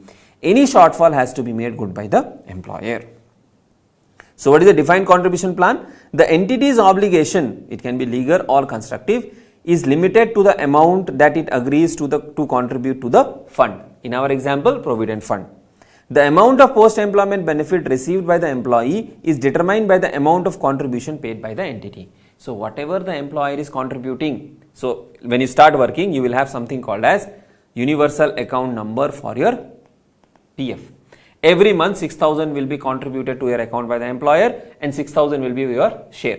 On this amount, based on the rate determined by the government, interest will be added. So what amount you will withdraw when you finally complete your service or when you retire and all of that, that is dependent on the amount contributed and interest that has to be provided. Actuarial risk and investment risk will fall on the employee. What is this actuarial risk? Actuarial risk means under a defined contribution plan, the actuarial risk and the investment risk will fall on the employee. It basically means after the contribution has been done, okay, initially let us say return expected was 10%. Now actual return is only 8%, right? So that risk that you have received, lesser return, is taken care by whom? It is borne by the employee, okay, because actuary does the estimate. This is the actual return, this is the expected return. The difference is borne by the employee. Second, if there is any investment risk, that is, if there is a loss in the investment, if the amount is not sufficient to pay, both these risks are borne by whom? By the employee. Employer does not care. After they have made the contribution, employer does not care. If there is a payment after 12 months, then discounting is applicable. Generally, we don't get these questions in the examination because we are talking about PF and PF has to be paid by 15th of the next month. So, there is no discounting required. Accounting for defined contribution plan is straightforward. You recognize the amount it contributes as an expense or asset if any other standard permits. How do we account for it? 6,000 is paid every month by the employer. So, employer will say salary expense or PF expense, whatever it is, 6,000 debit to PF payable, 6,000. No discounting required. As it is, you will book the expense as if you are paying normal salary. The same entry we have already discussed earlier also. There is no great requirement for doing this defined contribution plan expenses. Defined benefit plan is where the entity's obligation is to provide agreed benefits. So, benefits are defined to either current or former employees. The actuarial risk and investment risk falls on the entity. If amount is short, if returns are not as expected, if more employees continue to work, everything, the risk falls on the employer. So, the differences quickly. Defined contribution plan, the entity's obligation is limited to the amount that it agrees to contribute to the fund. In case of defined benefit plan, you will provide the agreed benefits to the employees. Determination of the amount of post-employment benefit, it is determined by the amount of contribution plus the return. Here, it is determined based on a formula. Risk falls on the employee, risk falls on the entity. Okay. The gratuity scheme that we discussed generally is a defined benefit plan because the amount of benefit to be paid is defined. But sometimes what can happen is the company can make an arrangement with an insurance company or any other fund. So, for example, I am the employer, you are my employee. I know I have to make you gratuity payment and the risk falls on me. I don't want to take the risk. Is it possible? Yes. What the company can do is, company can approach an insurance company and say that, see boss, these are my employees, this is the employee profile, this is the salary.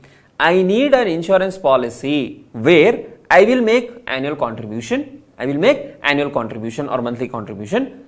Whenever an employee resigns or whenever an employee retires, the gratuity payment has to be done by the insurance company. And the company has made it very clear that I will not bear any risk. If this is the kind of arrangement, then it is in the nature of defined contribution plan. If risk is not retained, if the risk is either borne by the employee or by any other third party and the entity says, after I make the contribution, I don't care, in that scenario, it will be a defined contribution plan. So, if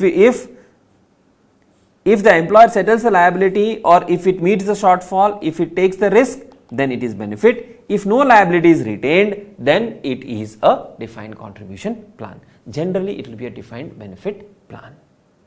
Now that we have understood the meaning of defined contribution plan, what is defined contribution plan? The contribution that is to be made is defined and the risk is on the employee. And when it comes to defined benefit plan, what is defined? Benefit is defined and the risk falls upon the employer. If at all there is any shortfall, employer has to make the payments, right? Now, we will take one illustration and with this illustration we will understand how defined benefit plans are accounted, what are the relevant terms you need to be aware of, and then we'll move to other relevant concepts. An employee Darshan has joined a company PQR Limited in the year 4. This is year 4. Okay. If at all you get confused, you can say 2004. The annual emoluments is what? Your salary of Darshan as decided is 15,52,303. So, we will be paid 15,52,303 yearly. The company also has a policy of giving a lump sum payment of 25% of the last drawn annual salary of the employee for each completed year of service if the employee retires after completing 5 years of service. So, what are they saying? You work with us for 5 years. After 5 years, whatever is your last drawn salary, based on that, we will give you for every completed year 1 month salary. Okay. The salary of Darshan is expected to grow at 10% per annum. So, today when you have joined, if your salary is 15,52,303, every year this will increase by 10%. Now, why is this relevant? This is relevant because at the time of retirement or at the time of resignation after 5 years, based on this future salary, we will compute what is the monthly salary and for 5 years we will make the payment.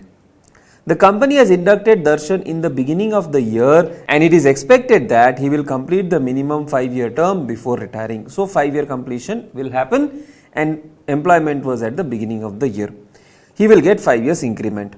What is the amount company should charge in its profit and loss account every year as cost for defined benefit obligation? Also calculate current service cost and interest cost to be charged as per year, assuming a discount rate of 8%. Okay. Now, a lot of terms you see here, you will be surprised, sir, what are these terms you have not taught us? We will solve along with this example, we will understand fully. Current service cost, interest cost, and what is this discount? Okay. So, we will go step by step. What is the question saying? The question is saying that Darshan will work for 5 years. At the end of the 5th year, whenever he resigns, at that point of time, for every completed year of service, we will give 25%. I think I told 1 month earlier, but it's 25%. So, what is the question saying? The question is saying that if the employee Darshan works for 5 years, 25% of the last drawn salary will be paid. Okay. Now, how do we account for it and how do we compute these various items? What is the meaning? Let us do one by one. To compute the amount to be paid, we need the last drawn salary. So, let us calculate what is the last drawn salary at after year 5. So, we are in 2004. So, end of 4, 5, 6, 7, 8, end of year 8. End of 20x8. Okay, don't say 9 because 4, 5, 6, 7, 8, that makes it 5 years. Now, to compute the salary at the end of year 8, what are they saying? It will grow 10% over 5 years. So, when is it starting? 1st of, let us say, January of year 4 and we want on 31st of December of year 8. So, the total period is 5 years. Now, they are saying that every year salary will increase by 10%. How will we estimate the salary? See, there is this formula which you would have learned. Future value is equal to present value multiplied by 1 plus rate of interest to the power of n. So, if you need the future value and when there is a constant growth, what is the constant growth? 10%. So, whatever is the present value into 1 plus 10% to the power of 5 if you do, you will get the future value. So, future value or salary at the end of year 8 after 5 years is 15 lakhs 52,303. 15 lakhs 52,303 into 1.1. How 1.1? 1 plus 10% is 1.1 to the power of 5. So, how will you do this? 1.1 into is equal to, this is power of 2, is equal to power of 3 is equal to 4 is equal to 5. So, this is 15,52,303 into 1.61051. So, if you multiply this 15,52,303, it is 249999.5. So, if you round it off, it becomes how much? 25 lakhs. 25,12123. Now, what is this 25 lakhs? This is the salary expected at the end of year 5. Okay. Now, what is the lump sum payable? Lump sum payable, what they said, we will pay 25% of 25 lakhs into 5 years. So, this is 25% into 25 lakhs into 5. So, how much is this? Into 25% into 5 if you do, you get 31 lakhs 25,000. So, the amount is how much? 31 lakhs 25,000. Now, understand this very carefully. This is what? This is the amount to be paid at the end of year 5. Now, this amount the employee becomes entitled by working for how many years? For 5 years. He worked in year 4, year 5, year 6, year 7, year 8. Now, the accounting concept of matching is that if I have received the service from the employee, relevant cost should be recorded in the same period. You also can also consider this to be the periodicity concept, because expense of a year should be booked in the same year. This 31 lakh 25 whatever you have calculated, that is payment in the 5th year for services provided in 5 years. So, we should account for this 3125 in each of these years. In each of these years we need to account for it, means over 5 years we need to account for it. So, if I divide it by 5, I get 6 lakhs 25,000 for each year. So, 6 lakhs 25,000 for year 1, 6 lakhs 25,000 for year 2, 6 lakhs 25,000 for year 3, year 4 and year 5. This is the expenses for each of the year. Second thing what I told you was that this 6 lakhs 25,000 is paid at when?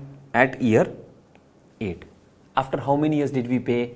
Now, here is where you have to be extra careful. Okay, this 6 lakhs 25,000 is expense of year 4. So, we will account for it, let us say on 31st of December of year 4. When are we paying? 31st of December of year 8. After how many years we are paying? We accounted on 31st December of year 4, because that is the period end, right? And we will pay when? 31st December of year 8. How many years? Year 4 to year 5, year 6, year 7, year 8. So, this is paid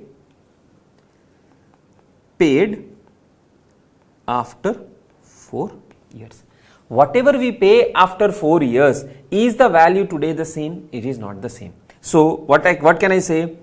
For year 1, future value of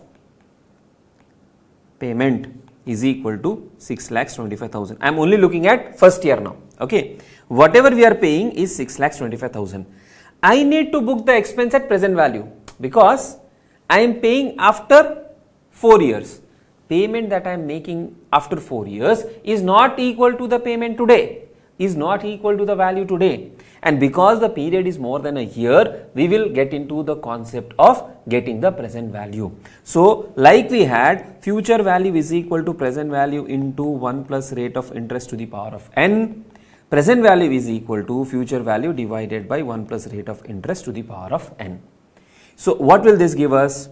If 6 lakhs 25,000 is the future value, if I divide by 1 plus rate of interest to the power of n, I will get the present value as on 31st December of year 4. And for that present value, I will book the expense for the given year. Okay. Some of you might be feeling that, we are not able to connect all the dots, but once I prepare the full table, all the dots will get connected and you will have absolute clarity. Okay. So, first thing that we need to understand here is, for each of the year, the amount attributable is 6 lakhs 25,000. 6 lakhs 25,000 we are paying at the end of year 8. We have to bring that to the present value. And how will we get the present value? Present value is future value divided by 1 plus rate to the power of n. Now, here one more concept is discount rate. This discount rate of 8% is basically given by the actuary, saying that this is the expected return. This is the expected return or expected cost. Considering that, we will compute the present value. Okay. This 10% is increase in salary. This 8% is the rate that I will use to get to the present value. Alright. Now, year 4. Amount attributable. How much? 6 lakhs 25,000. Out of 31 lakh 25,000, 6 lakhs 25,000 is attributable to year 4. Okay. Then we need the present value factor considering 8%, which is given to us in the question. What is the present value factor? 0.735. 0.735. Sir, how did we get this 0.735? Please understand, 1 divided by 1 plus 8% to the power of 4, because we will need to discount it by 4 years. So, 1 divided by 1.08 is equal to 1, 2, 3, 4. I get 735. Whenever present value factors are given in the question, do it as per the question, not as per calculator. Okay. So, what is this 0.735? Once again, everyone, this 0.735 is nothing but present value of 1 discounted at 8% for 4 years. That is 0.735. Present value of 1 discounted at 8% for 4 years. Sir, why did we not discount for 5 years? Because we are counting from end of year 4 to end of year 8. So, 1 year, 2 year, 3 year and 4 year. That is how we will do. Okay. Then year 5. So, like that we will have for year 5, year 6, year 7 and year 8. What is the amount attributable? Here also amount attributable is 6,25,000. What is the discount rate? Discount rate that is given is 0.794. Now, this discount rate is for 3 years, 0.794. 0.794. Okay. What does this 0.794 represent? If 1 rupee is paid at the end of year 8, the present value at the end of year 5 is 0.794. We are doing discounting for 3 years. Same way, 6,25,000 for next year, 6,25,000 for the last year 7 and year 8. Discounting factors 857 and 926. 857 and 926. 0.857 and 0.926. This is discounted for 2 years. This is discounted for 1 year. Now, for end of year 8, how much is attributable? 6,25,000, and we are paying that at the end of year 8 itself. So, the present value factor will be 1. Okay. So, what is the present value now? Let us do the calculation. 6,25,000 into 0.735 is equal to 459,375. 459,375. Then 0.794 is equal to 496,250. 0.857 is equal to 535,625. 0.926 is equal to 578,750, and 1 is equal to 6,25,000. Now, sir, what does this present value represent? The present value represents that if I am paying 6,25,000 at the end of year 8, the present value at the end of current period is 459. This is the expense to be booked every period, because out of whatever you pay, 31,25,000, right? 31,25,000 whatever you pay at the end of year 8, for that if you compute what is attributable to year 4 is 6,25,000, and if I do the accounting, the present value is 459,375. Similarly, 625 that is attributable to year 5, present value is 496. Means for that year expenditure attributable is 496,250. This is called current service cost. What is this called? Current service cost, which is nothing but, what is current service cost? The present value of the benefit that is attributable to the year in which employee has rendered the service is called current service cost. Okay, that is called current service cost. Now, sir, we have computed the current service cost for each of the year. How will this end up to 31,25,000? Let us understand that. Now, we will prepare an interest schedule. Sir, why interest schedule? See, we have calculated present value of the liability. We have calculated the present value of the liability. Now, because we have calculated present value, there is an interest component. We need to figure that out. Okay. So, we have year, opening balance of obligation, opening balance of obligation, interest cost at 8%, current service cost, closing balance. This schedule gives us the value of defined benefit obligation. So, this gives us basically what is the present value of the defined benefit obligation. So, let us start. Please pay attention. You may have to watch this once again because this is the only critical part in the overall standard. If this is understood, rest of the standard will not trouble you at all. So, in year 4, when Darshan joined, is there any obligation outstanding? No. So, opening balance is 0. There will be no interest for there because opening balance itself was 0. Now, at the end of year 4, we will account for this current service cost. How much was the current service cost? 459,375. Current service cost is 459,375. And what is the closing balance? Opening balance plus interest plus cost is the closing balance, which is 459,375. Okay. Then, now come to year 5. In year 5, this closing balance of the previous year will become the opening balance, which is 459,375. Now, this was the opening balance as on year 5. That is nothing but the current service cost at the end of year 4. Now, if I look at the closing balance at the end of year 4, what do I understand with this? This is the present value of defined benefit obligation as on 31st December of year 4. Okay. Now, on this, as time passes by, the value will increase. See, present value is 459. Every year, because of interest component, this present value will keep on increasing. So, 459,375 into 8%, if I do, I get 36750. That is called the interest component. Plus, if I do, and then, what is the current service cost?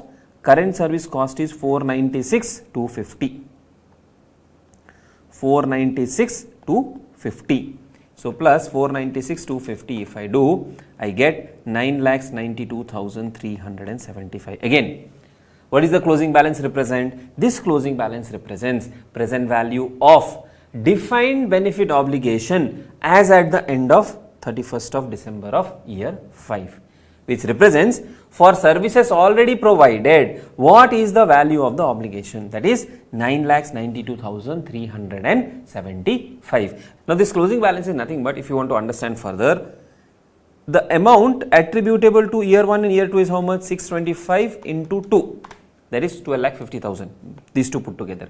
That at the end of year 5, if I have to calculate the present value into 0.794, if I do, I get 9,92,500.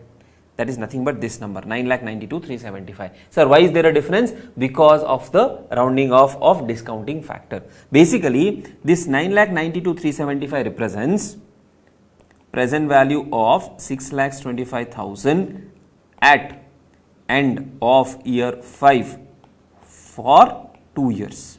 For 2 years meaning present value of 6,25,000 for year 4 and year 5 at the end of the year 5. Okay, for 2 years, if you do the present value, you will get this number.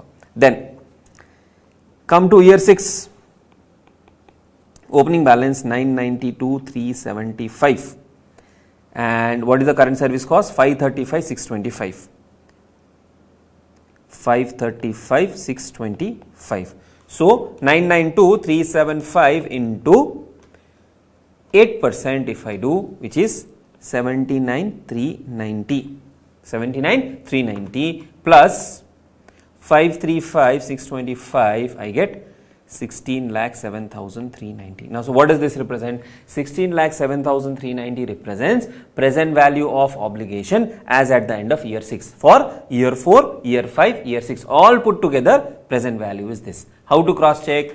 6,25,000 into 3 into present value factor of 0.857. If you do, you get 16,06,875. Here I am getting 16,07,390. That is just a rounding of difference. Okay. Then year 7, opening balance 16,07,390 1607,390 into 8%.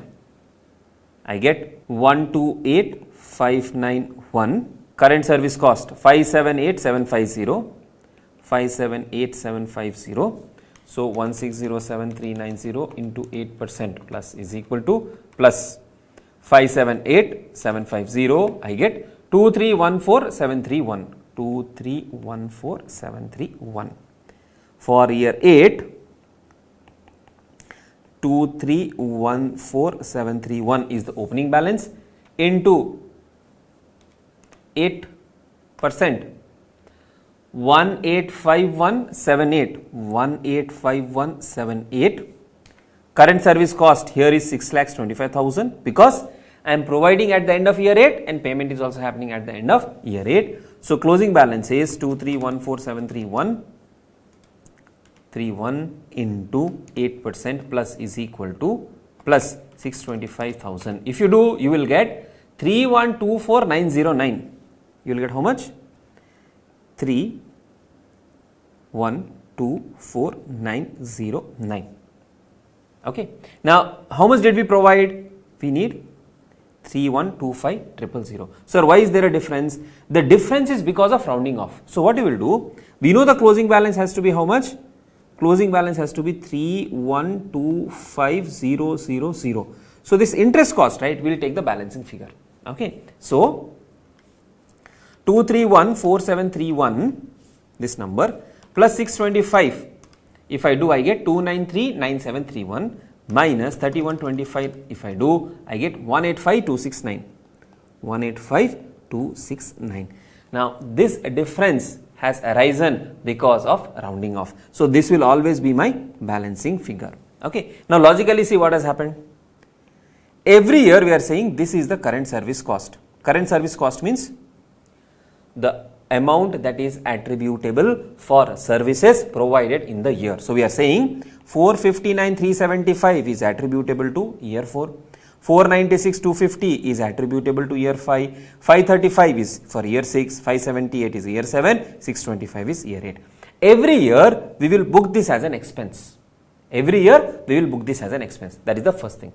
Second thing is, because time is passing by, there is an interest component involved. So, on opening obligation, interest at 8% is provided. So, 459 is opening obligation. This is the interest cost for year 5. Year 6, year 7 and year 8. Like that, every year interest cost is also provided. And the closing balance represents the present value of defined benefit obligation for services provided so far. So, if I am reading 16,07,390, the way I have to understand is, whatever is the obligation that is payable under the defined benefit plan, the present value as on 31st of December of year 6 is 16,07,390. This represent obligation attributable to services already completed. Okay. Now, how is the accounting done? Every year you will book current service cost. So, first entry I will do for year 4, remaining you can do it on your own. Employee benefit expense debit. You can have multiple name. You can say gratuity expense payable now if it is a gratuity part, or pension expenses, okay, depending on the nature of account. Employee benefit expense is how much? 459,375 to defined benefit obligation. 459,375. Okay. Then in year 5 again you will have employee benefit expenses debit. How much? 496,250 to defined benefit obligation 496,250. Then in the same year you will also have interest expense debit. How much is the interest expense? 36,750. 2. Now, which account should we credit? Please understand, the interest cost and the current service cost, both of these are increasing my obligation only. So, this also will be added to defined benefit obligation 36750. Now, if you prepare the defined benefit obligation account, what you will get is, by employee benefit expense first year, how much is that? 459,375. 459,375 to balance carried down 459,375. Second year by balance brought down. So this is year 4. This is year 4. This is year 5. 459,375. Here you will charge the current year expense by employee benefit expense, which is 496 to 50. 496 to 50. Then interest by interest, how much? 36750. 36750 to balance carried down 459,375 plus 496,250 plus 36750, 992,375. So that is the closing balance. Like that you can prepare the ledger accounts for each of the year. Now this employee benefit expense that we have done here and this interest expense, these are what? These will go to P&L. This will go to P&L. These are P&L items. And this defined benefit obligation is my liability in the balance sheet. Okay. Now here we got this rounding of difference. Had we taken exactly 1 divided by 1.08, whatever is the amount, then in that case we would have not got the difference. Okay. Now just to show you how does it work, especially when we don't have any rounding of differences, how will it look like? I will show you that on an Excel. It is only for your understanding purpose, so that when you work in real life you know how numbers are flowing. Okay. So what is the last drawn salary? Last drawn salary is 25 lakhs. Last drawn salary is 25 lakhs. Okay. Now what is amount payable? Amount payable is 25 lakhs into 25% into 5 years, that is 31,25,000. Attributable to each year, 31,25,000 divided by 5, which is 625. So year 204, 205, 206, 7 and 208. Amount attributable is 6,25,000, which you have already done. Present value factor. So present value factor will be 1 divided by 1.08 to the power of how much? 4. This will be 1 divided by 1.08 to the power of 3. This will be to the power of 2. This will be to the power of 1, and this will be 1. So the present value will be 625 into this number. Okay. So these are the actual numbers. When I actually work out, this will be the actual numbers. Now if you prepare the interest table,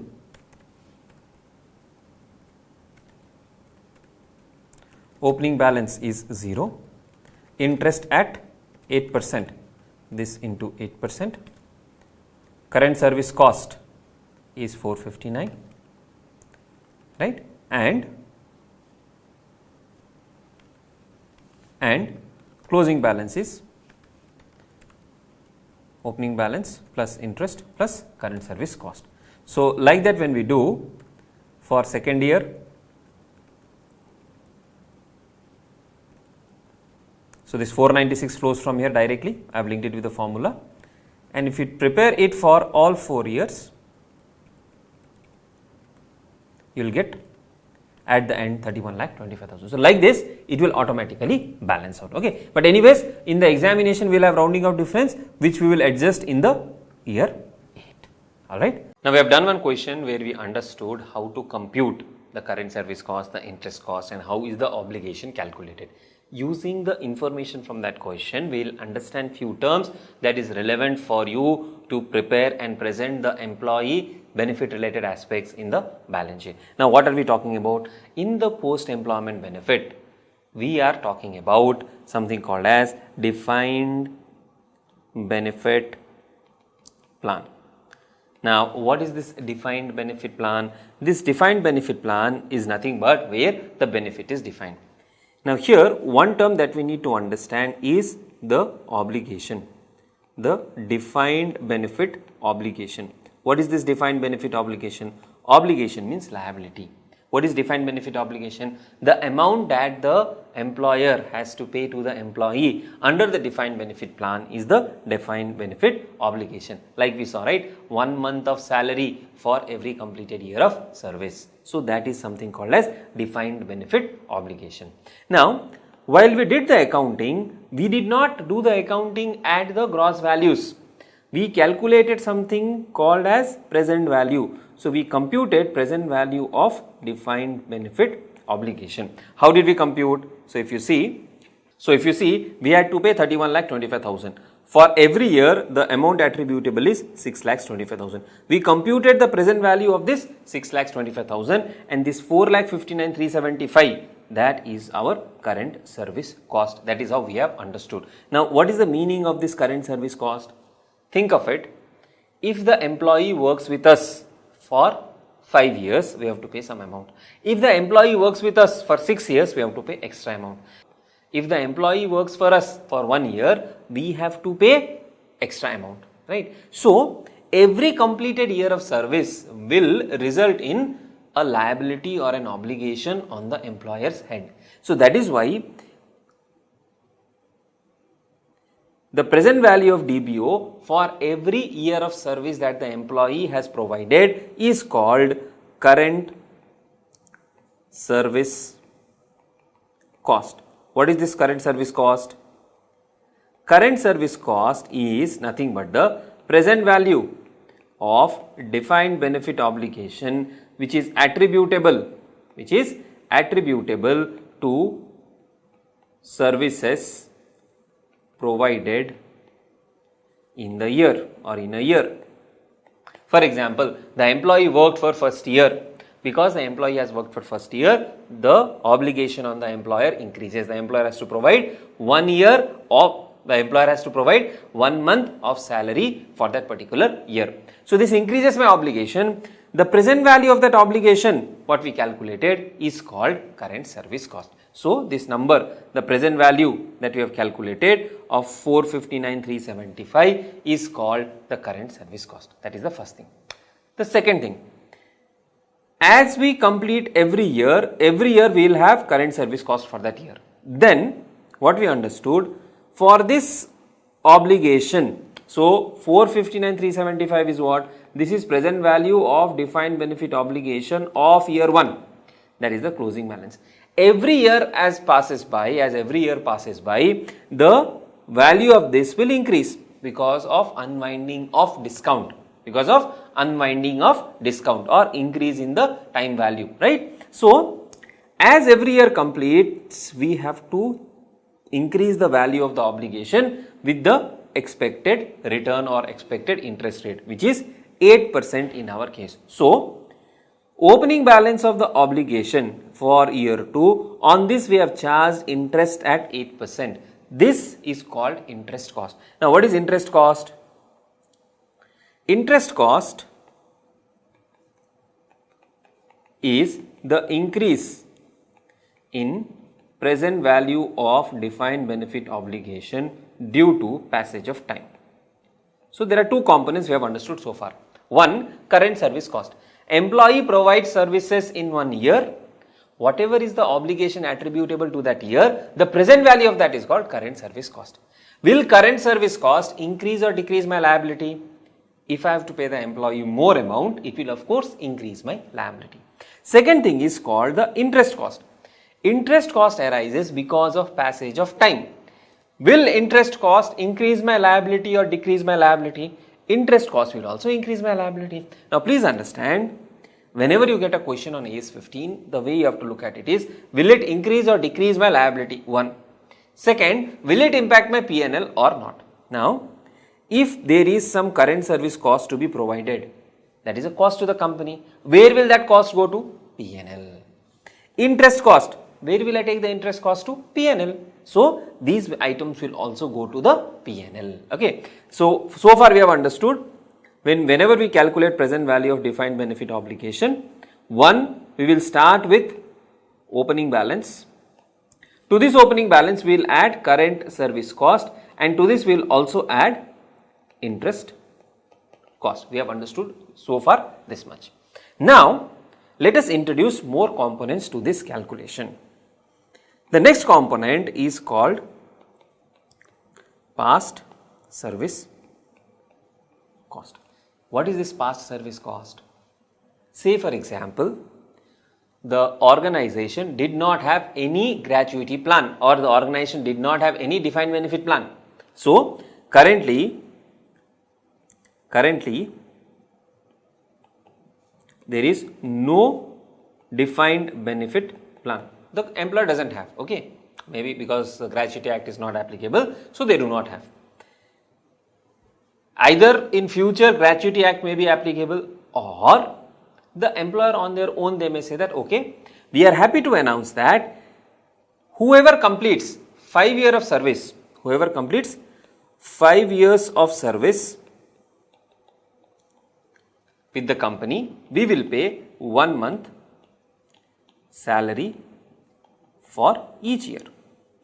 They made the announcement. Now assume for a moment that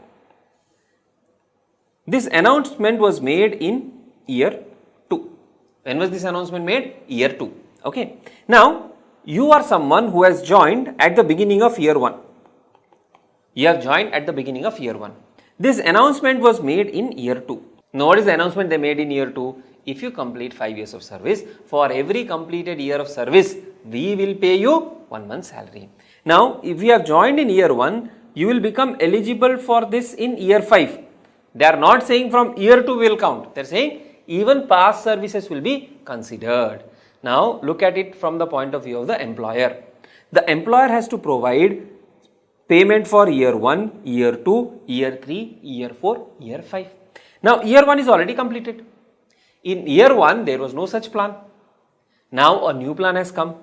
Because this new plan has come, there is some service cost which is attributable to the period completed. That is called past service cost. Now I gave you one example where we introduced a new plan. Okay, we introduced a new plan, it was retrospectively applied, because of which the benefit that the employee will get has increased, and because of which the obligation on the employer also has increased. This is one category. Now here I said a new plan was introduced. There could be other scenarios as well. For example, earlier the requirement was that you have to complete 5 years of service. New requirement is that you have to complete only 4 years of service. They said, okay, even if you complete 4 years, we will give you. Now, because of this, what happens is, more employees become eligible. See, when you say 5 years, less employees would have been eligible. Because they are making it 4 years, more employees are eligible. And here also, there might be services which they have already provided in the past. So, what is this past service cost?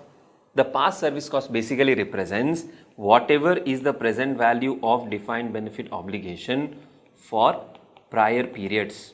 For prior periods or periods already completed due to either a new plan being introduced or due to change in the existing plans. That is called past service cost. See, current service cost means what? Cost attributable to the current period. If any cost is attributable to the previous periods which have not been accounted during that period, that is called past service cost. Now tell me one thing, will this past service cost increase my liability or decrease my liability? See, if I have to pay more, it will increase my liability, right? So the past service cost will also increase my liability. So what will I do? I will add even this past service cost in my overall present value of defined benefit obligation. Okay. So whenever we have to compute the value or the present value of defined benefit obligation, right? What do? We take the opening balance of defined benefit obligation. This tells us till that date or at the beginning of the period how much of obligation we have already accrued or accounted for. Then current service cost, as I said, increases the obligation. Interest cost also increases the obligation. Past service cost also increases the obligation.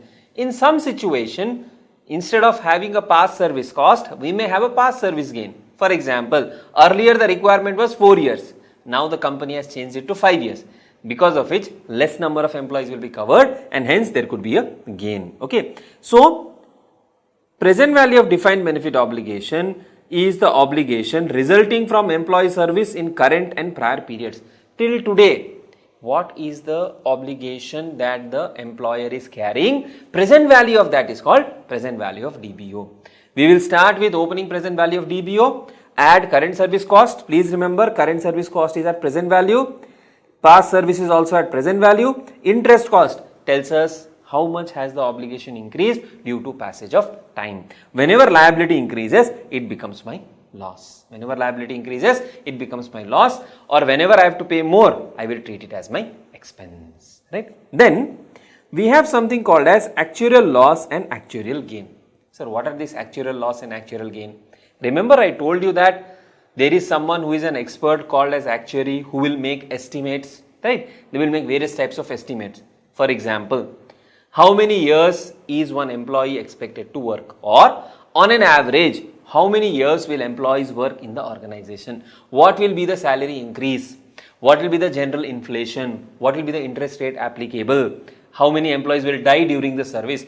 All of these estimates are done by the actuary. Now, these are estimates. These estimates will change from time to time. Maybe earlier actuary said on an average your employees will stay with the organization for 5.5 years. And based on 5.5 years, we have computed the obligation. Now, in the current year, he comes and says, no, they will work for 6.5 years on an average. Means there is an increase in the service period. If there is an increase in the service period, the obligation value may increase, because of which we will have actuarial loss. Or they may say that salary is expected to increase by 10% per annum. Based on that, we did all the calculation in the last year. Now he comes and says it will increase only by 8% per annum. Means we have to pay less. When we have to pay less, our liability reduces, it is a gain. So like this, because of the changes in actuarial assumptions or the actual outcome being different from whatever we had estimated in the past, that results in actuarial gains or losses. Now you may have a doubt, sir, what is the impact of this actuarial loss or gain on the obligation? See, if I have to pay more, it is a loss, my obligation increases. If I have to pay less, it is a gain, my obligation reduces. So my liability will increase or decrease based on the changes on actuarial assumption. One very important assumption is the discount rate.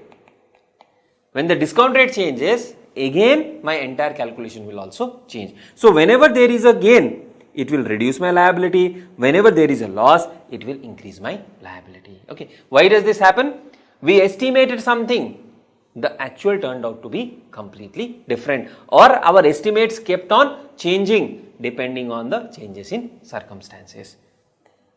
So again a recap, opening balance of DBO, you will add current service cost, you will add interest cost, you will add any past service cost, then if there are any actuarial losses, you will add that, if there are any actuarial gains, you will reduce that, right? Then comes the next item, which is benefit payment. We have a benefit obligation. Now this defined benefit obligation has to be settled someday. Settle means you have to make the payment. For example, you completed 5 years of service and you resign from the company. What should the company do?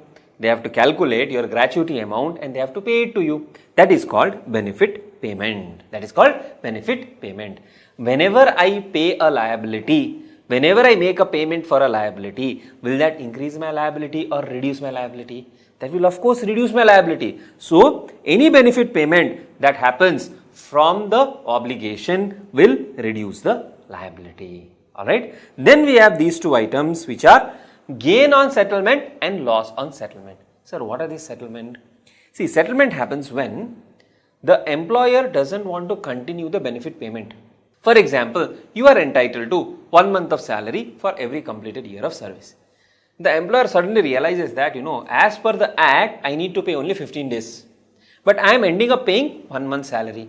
So let me negotiate with the employee and let me close this plan, or let me make changes to this plan. Now, whenever the employer wants to make changes to the plan, you will not agree. You will say, no, when I joined the company, you said you will pay me 1 month of salary. Now you are saying you will pay me only 15 days of salary. This is not acceptable. So what happens? You will start negotiating. And when you negotiate, you will arrive at a settlement amount. The employer says, okay, take this amount lump sum, 10 lakhs. Take this, lump sum amount of 10 lakhs and let us settle this obligation. Let us settle this obligation. After this, we will start afresh. After this, we will start afresh. This could be one scenario. Or settlement can happen with some specific group of employees also. Or settlement can happen for a part of the plan also. It can be multiple ways. Basically, when I am saying a settlement, what is happening is the employer is settling a part of the obligation in advance. They are settling a part of the obligation in advance, and the employer says, under this plan or under this settlement, I will have no further obligation. Right? So, there could be a gain on settlement, loss on settlement. When will there be a gain? There will be a gain if the settlement amount is less than the obligation amount. When will there be a loss? If the settlement amount is more than the obligation amount, right? So, gain or loss on settlement will also impact the liability. If there is a loss on settlement, it will increase my DBO, and if there is a gain on settlement, it will reduce my liability. This is one table which you have to keep on revising again and again and again, so that in the examination, whenever there is an item, you know whether this will increase my liability or reduce my liability. Okay, so a quick recap again: opening DBO, add current service cost, you will add interest cost, you will add past service cost. If there is a gain, you will reduce. You will add actuarial loss. If there is a gain, you will reduce. Benefit payment, you will reduce. Loss on settlement, add. Gain on settlement, reduce. You will arrive at the closing balance of obligation. Right? So this is how we compute the present value of defined benefit obligation. What is defined benefit obligation? Obligation under the plan. So in our example, it was 31,25,000 for 5 years period.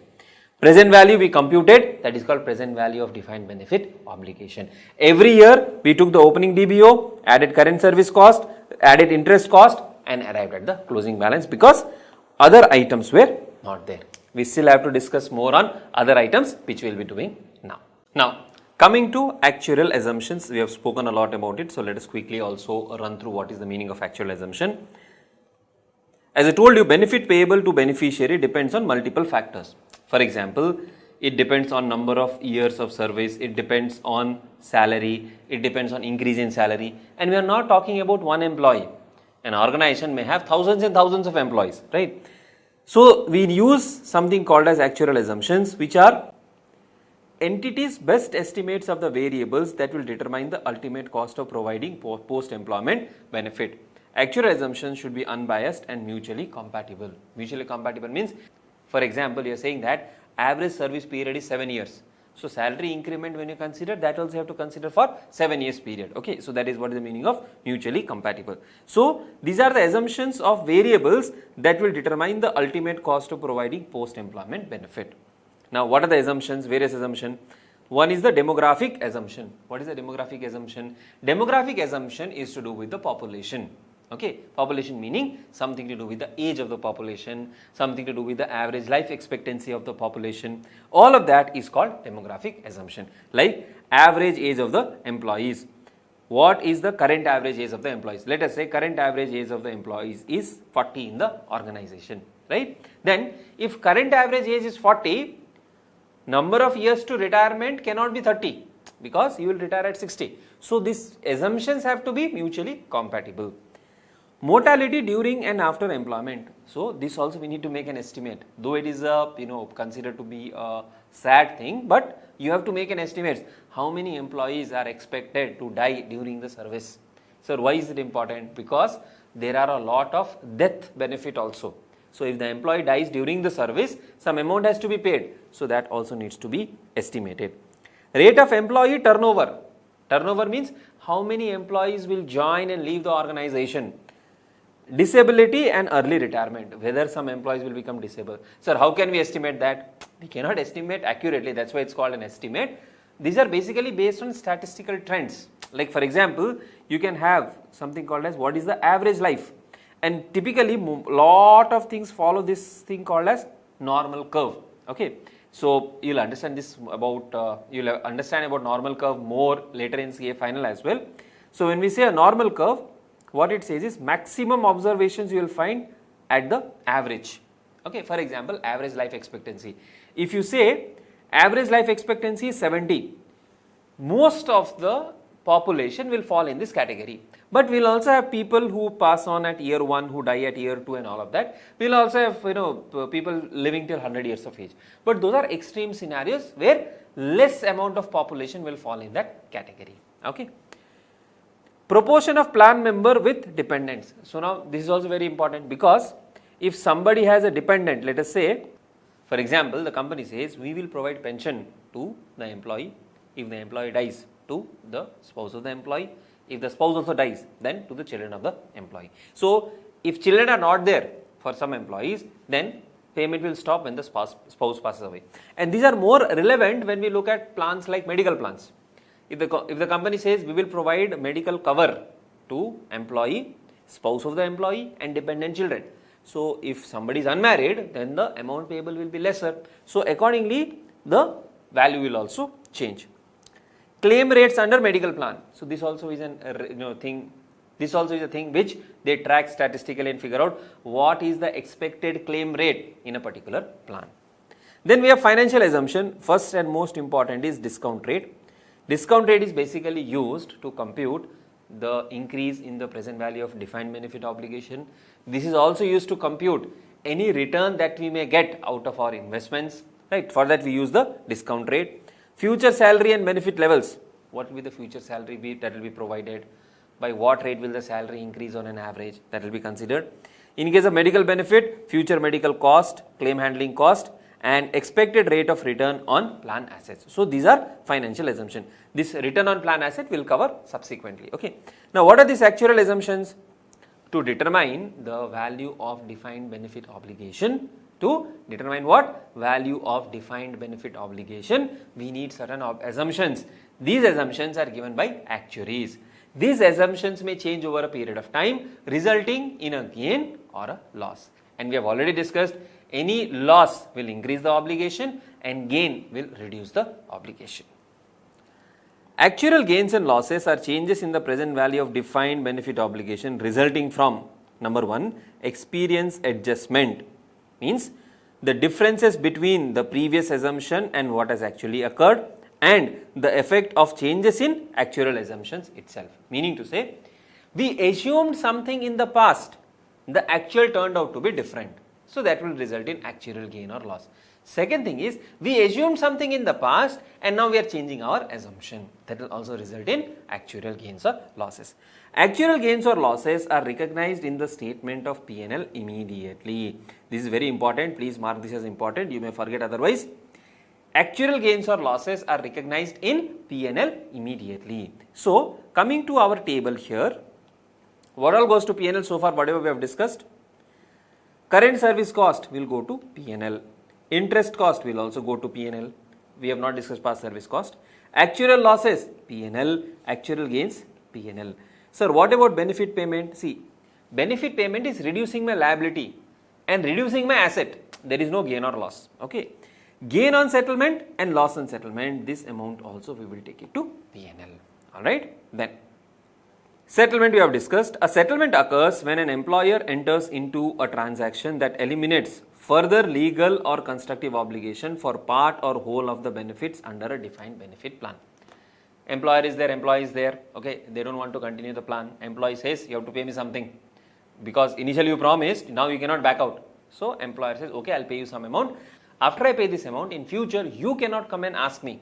I have paid, this is settled, settlement is done. Okay. So whenever settlement happens, there could be a gain or loss which is also recognized in P&L. Now come on quickly, what are the items that will go to expense in P&L? Whatever I have discussed so far. Current service cost will go to P&L, interest cost will go to P&L, actuarial loss, actuarial gain, gain on settlement, loss on settlement, all of these items we have discussed so far. Now what we will do, we will move to the next important aspect called as plan asset, and we will understand how does that plan asset work. Now let's move on to the next important aspect of defined benefit plan, that is called as plan assets. If you look at the term, you would have understood we are talking about assets. But before that, a quick recap of how the structure works. So there is an employer, there is an employee. Okay. Now employer and employee, they have a employment contract relationship, and based on the contract, the employer may have to pay some amount to the employee at the time of retirement or post-employment, or they may be required to pay as per law as well. So typically what happens is, even for defined contribution plan, we have a trust. Okay. Now this trust is generally managed by the government. So the government has its own organization called Employee Provident Fund Organization. They do all the management. I am talking about Provident Fund. Here I am talking about PF. Like that we have for pension also. We have national pension schemes, right? UPS also is there, Unified Pension Scheme. All of those things are there. So there is a trust. If I take an example of Provident Fund. Now, in this structure what happens is, this trust, I am giving an example of PF, and this can be extended to other trust as well, or other authorities as well. Employer makes contribution to this trust on behalf of the employee as well as its own contribution, and this trust will make the settlement to the employee at the time of retirement, okay, or at the time of resignation, or whenever the employee wants to take the claim. This is in the case of a defined contribution plan. Now please remember, in case of a defined contribution plan, generally the arrangement is such that whatever is contributed is belonging to the employee. The employer will not have any say. Employer will not have any say in that. In rare circumstances, employer may have a say, but generally employer will not have any say, because risk and rewards are passed on to the employee. Now coming to the other category where we talk about a defined benefit plan. A defined benefit plan. What is a defined benefit plan? Benefits are defined. Contribution is not defined. Now again we have an employer and there is an employee. At the time of retirement, resignation, termination, whatever it is, for post-employment benefit, employer has to make some payments to the employee. Employer has to make some payments to the employee based on the formula. Let us say in our previous example, what we calculated, that was 31,25,000 after 5 years. Assuming employee resigns exactly after 5 years, salary also increased as per plan, 31,25,000 has to be paid to the employee. Now in most of the plans which are covered under defined benefit plan, there is no obligation on the employer to contribute or set aside some amount. Employer does not have any obligation. Only obligation is when the employee leaves the organization, you have to make the payment. Only obligation is whenever the employee leaves the organization, you have to make the payment to the employee.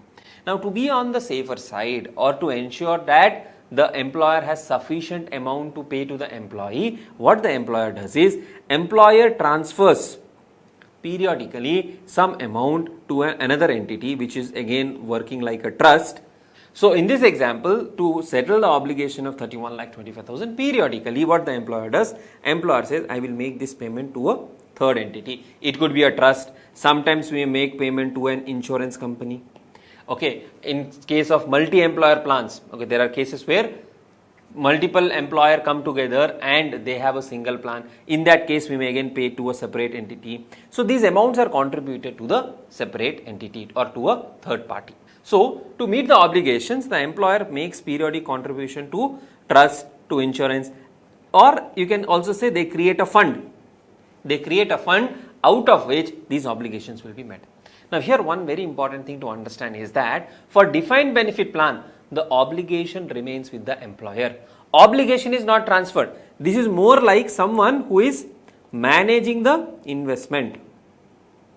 Someone who is like managing the investment. Ultimately, when the employee comes and says, okay, you have to pay me 31,25,000, and if this fund does not have sufficient amount, fund has only 25 lakhs. Who has to pay the balance amount? The employer has to settle the balance amount to the employee, right? So whatever employer contributes to a fund, which we call as employee benefit fund, it could be a trust, insurance company, whatever it is, these are what? These are assets. It's like employer is making investment, employer is keeping some money aside. These are what? These are my investment, these are my assets. These assets are called plan assets.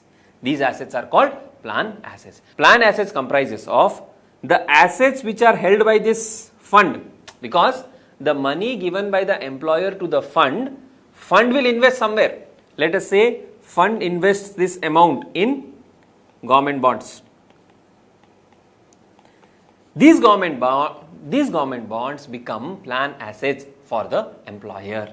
And this also includes qualifying insurance policies. So if they have taken insurance policies for the purpose of meeting this defined benefit obligation, that is also called a plan asset, right? Now, if I have an asset, if I have an investment, what do I get out of that investment? I will get something called as return on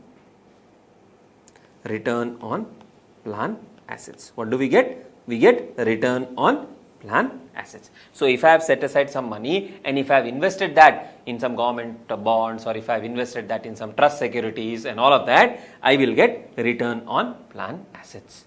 Now, as far as return on plan assets are concerned, there are two concepts we need to know.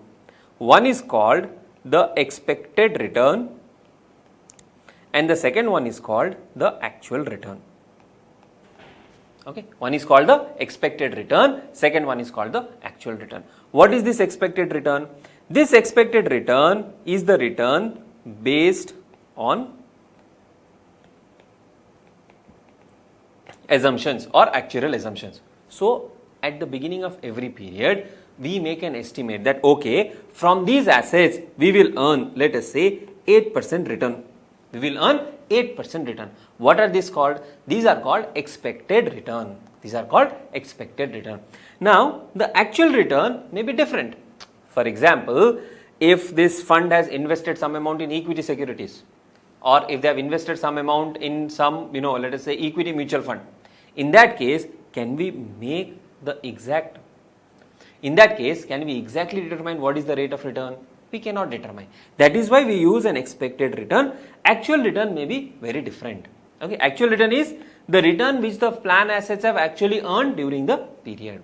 Now, why do we use expected return and why do we separately compute actual return?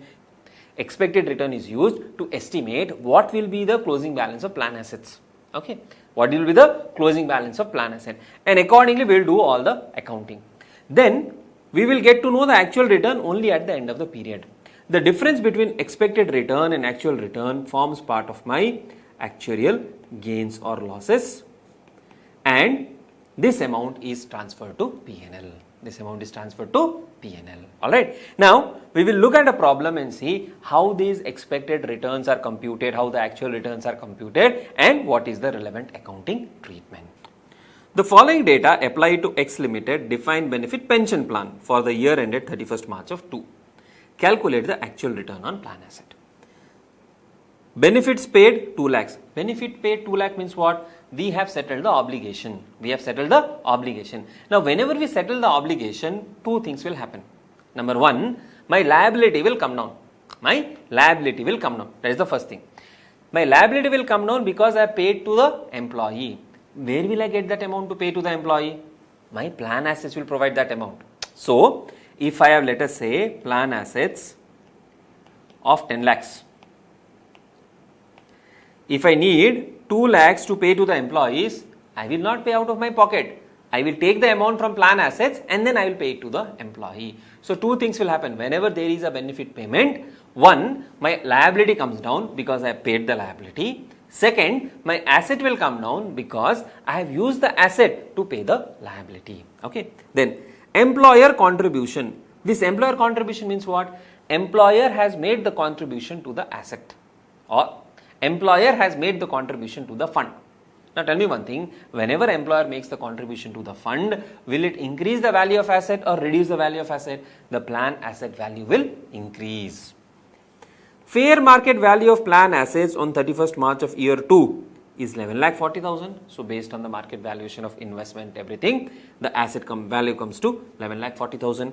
Fair market value of plan asset as on 31st March of year 1 is 8 lakhs. So this is the opening fair value, this is the closing fair value. How do we compute the actual return on the plan asset? You are required to compute the actual return on plan asset. Now there are two ways to do this. First, you can prepare a ledger and then do it. Second, you can prepare a statement and then do it. So if you prepare the plan asset ledger, what is the opening balance? To balance brought down. Balance brought down is how much? Balance brought down is 8 lakhs.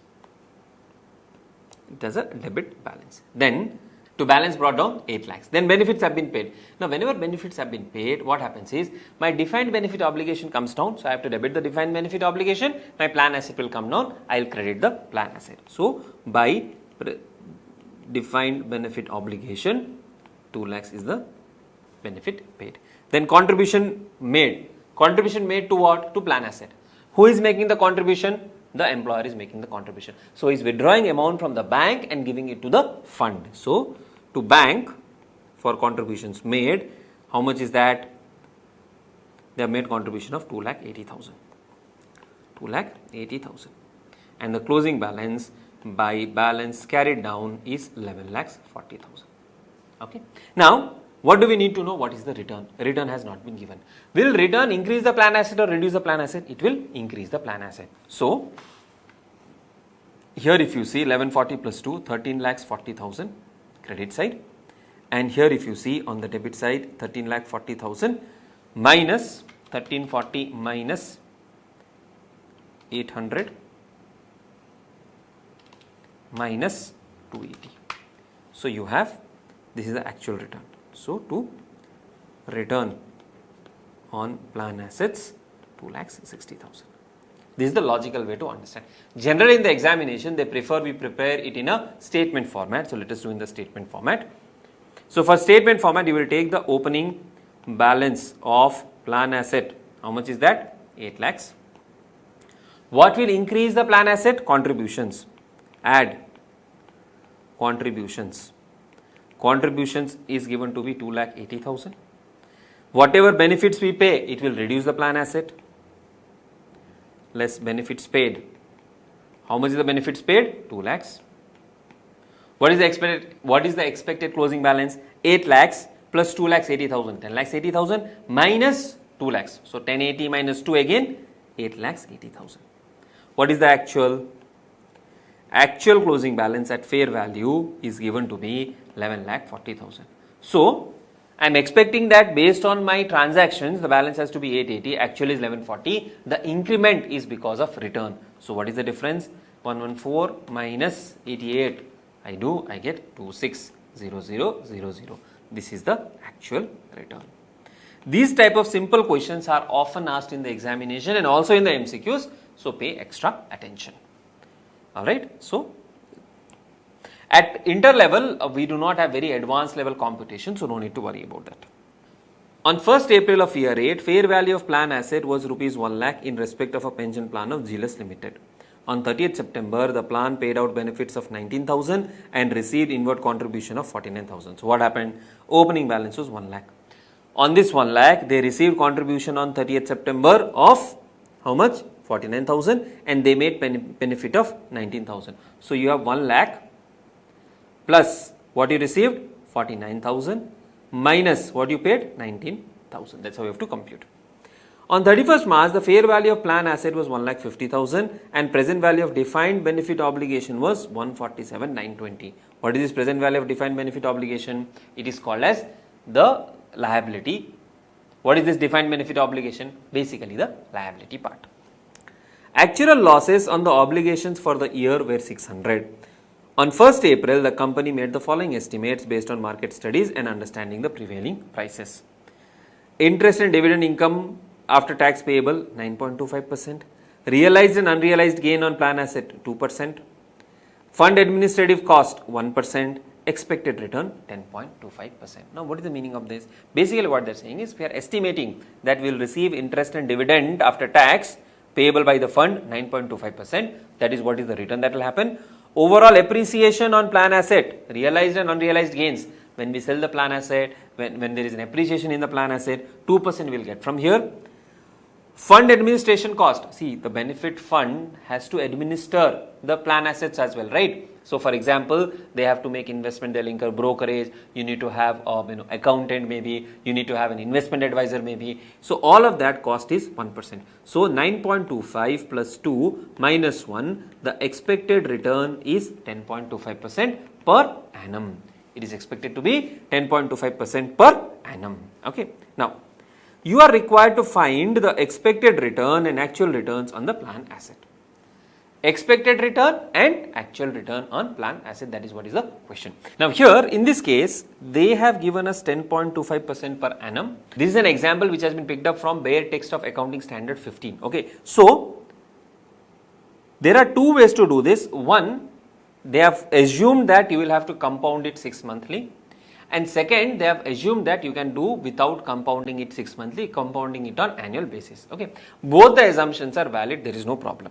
Now how do we calculate the, now first we will compute what is the expected return. How do we calculate the expected return? See, on the opening balance of 1 lakh, the fund will earn 10.25% for the full year. So on opening balance 1 lakh into 10.25%, how much is the amount? So 1 lakh into 10.25% is 10,250. Okay, so first you will get 10,250. Then on 30th September, in the mid of the year, two things happened. Some benefit was paid out and some contribution was received. Some benefit was paid out, some contribution was received. Now if that is the case, what is the net amount received? See, opening balance was 1 lakh. Due to this transaction, by what value did the fund value increase or the asset increase?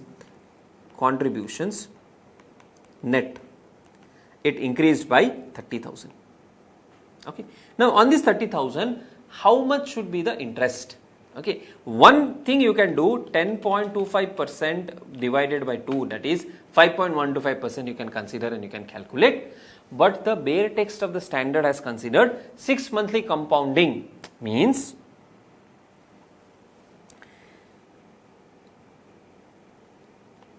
interest rate for 6 months, assume it is R%. Okay, 6 monthly compounding means what? I have to compound 2 times. I have to compound 2 times. So future value after 1 year will be equal to present value into 1 plus rate of interest to the power of 2. Why to the power of 2? Because we are compounding 6 monthly. We are compounding 6 monthly. Okay, that is very important. We are compounding 6 monthly. So the future value should be present value into 1 plus rate of interest to the power of 2. Okay, which means future value. How much is the future value? Now, how much is the future value based on the information? They have said they will earn 10.25%. So if you have present value of 100 today, your future value will be how much? 100 into 10.25% plus 100, that is 110.25 is equal to 100 into 1 plus rate of interest to the power of 2. Or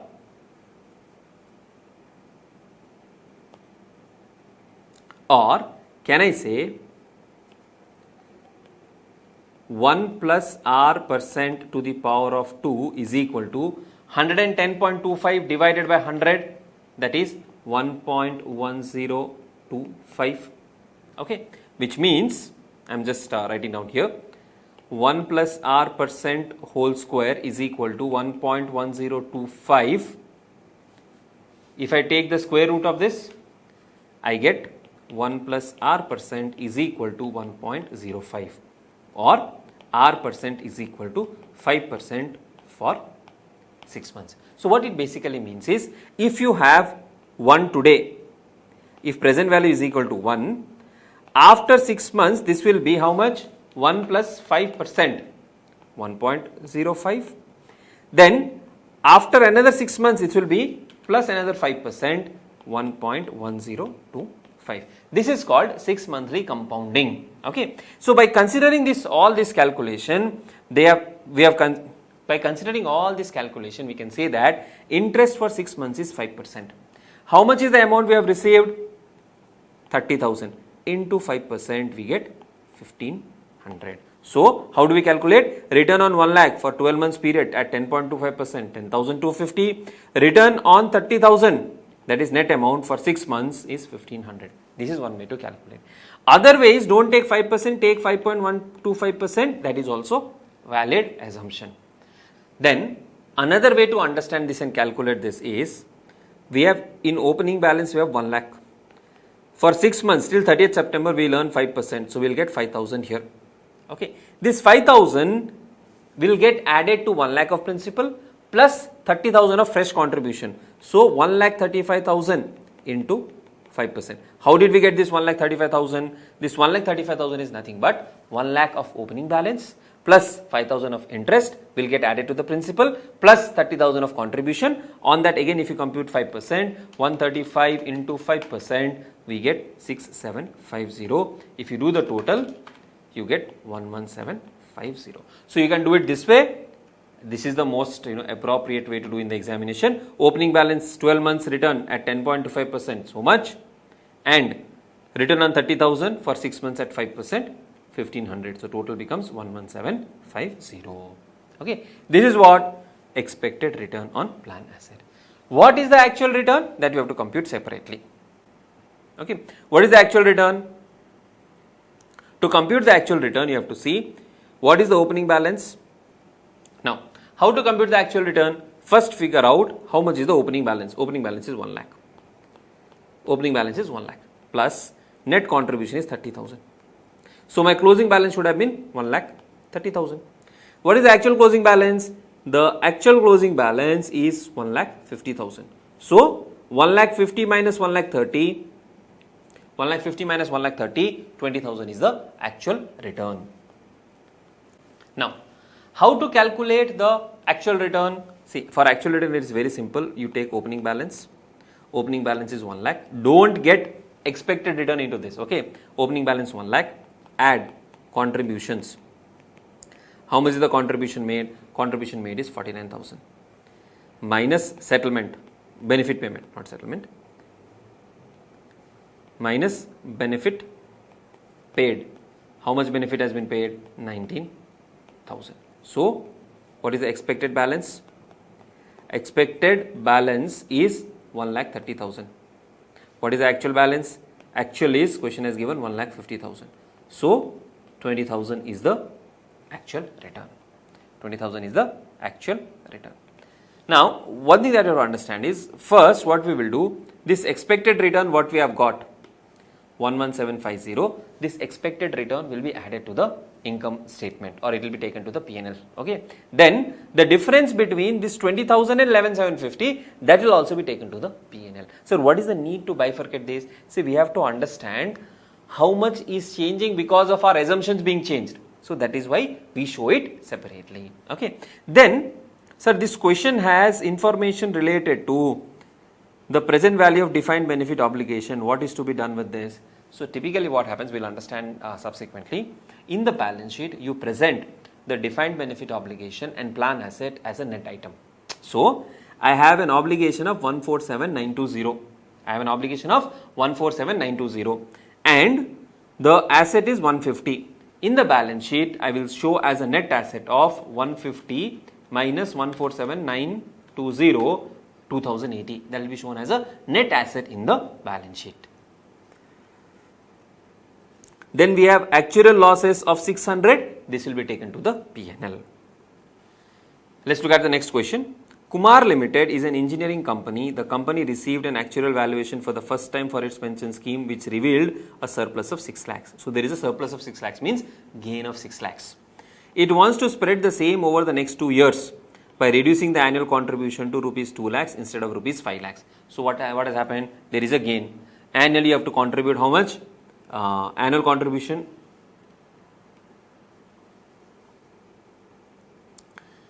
Annual contribution is 5 lakhs. Now, because there is an excess gain of 6 lakhs, every year you want to reduce the contribution and say we'll pay only 2 lakhs. The average remaining life of the employee is estimated to be 6 years. You are required to advise the company on the items from the viewpoint of finalization of accounts, taking note of mandatory accounting standard. So here what has happened is there is an actuarial gain. There is an actuarial gain of 6 lakhs. Actuarial gain of 6 lakhs will be taken to P&L. You cannot say in future I will reduce my contribution, I will reduce my cost, I will offset against my future contribution. Not allowed. The moment you have an actuarial gain, you will take it to P&L. So this amount of 6 lakhs has to be taken to P&L compulsorily in the current year itself. Now we have understood the meaning of plan assets and we have also seen how to compute the actual return and the expected return, right? So what are plan assets? Plan assets comprise assets held by the long-term employee benefit fund. So whether it's a trust created or whether it is a separate entity created, whatever is held by the benefit fund is called plan asset, and it includes qualifying insurance policies. Qualifying insurance policies means if there is an insurance policy which has been taken for the purpose of defined benefit plan, that is also included here. These assets are used to meet the obligations of the employee benefit plans. Now, in the balance sheet, what will happen? On one side you have DBO at present value, and on the other side you have these plan assets.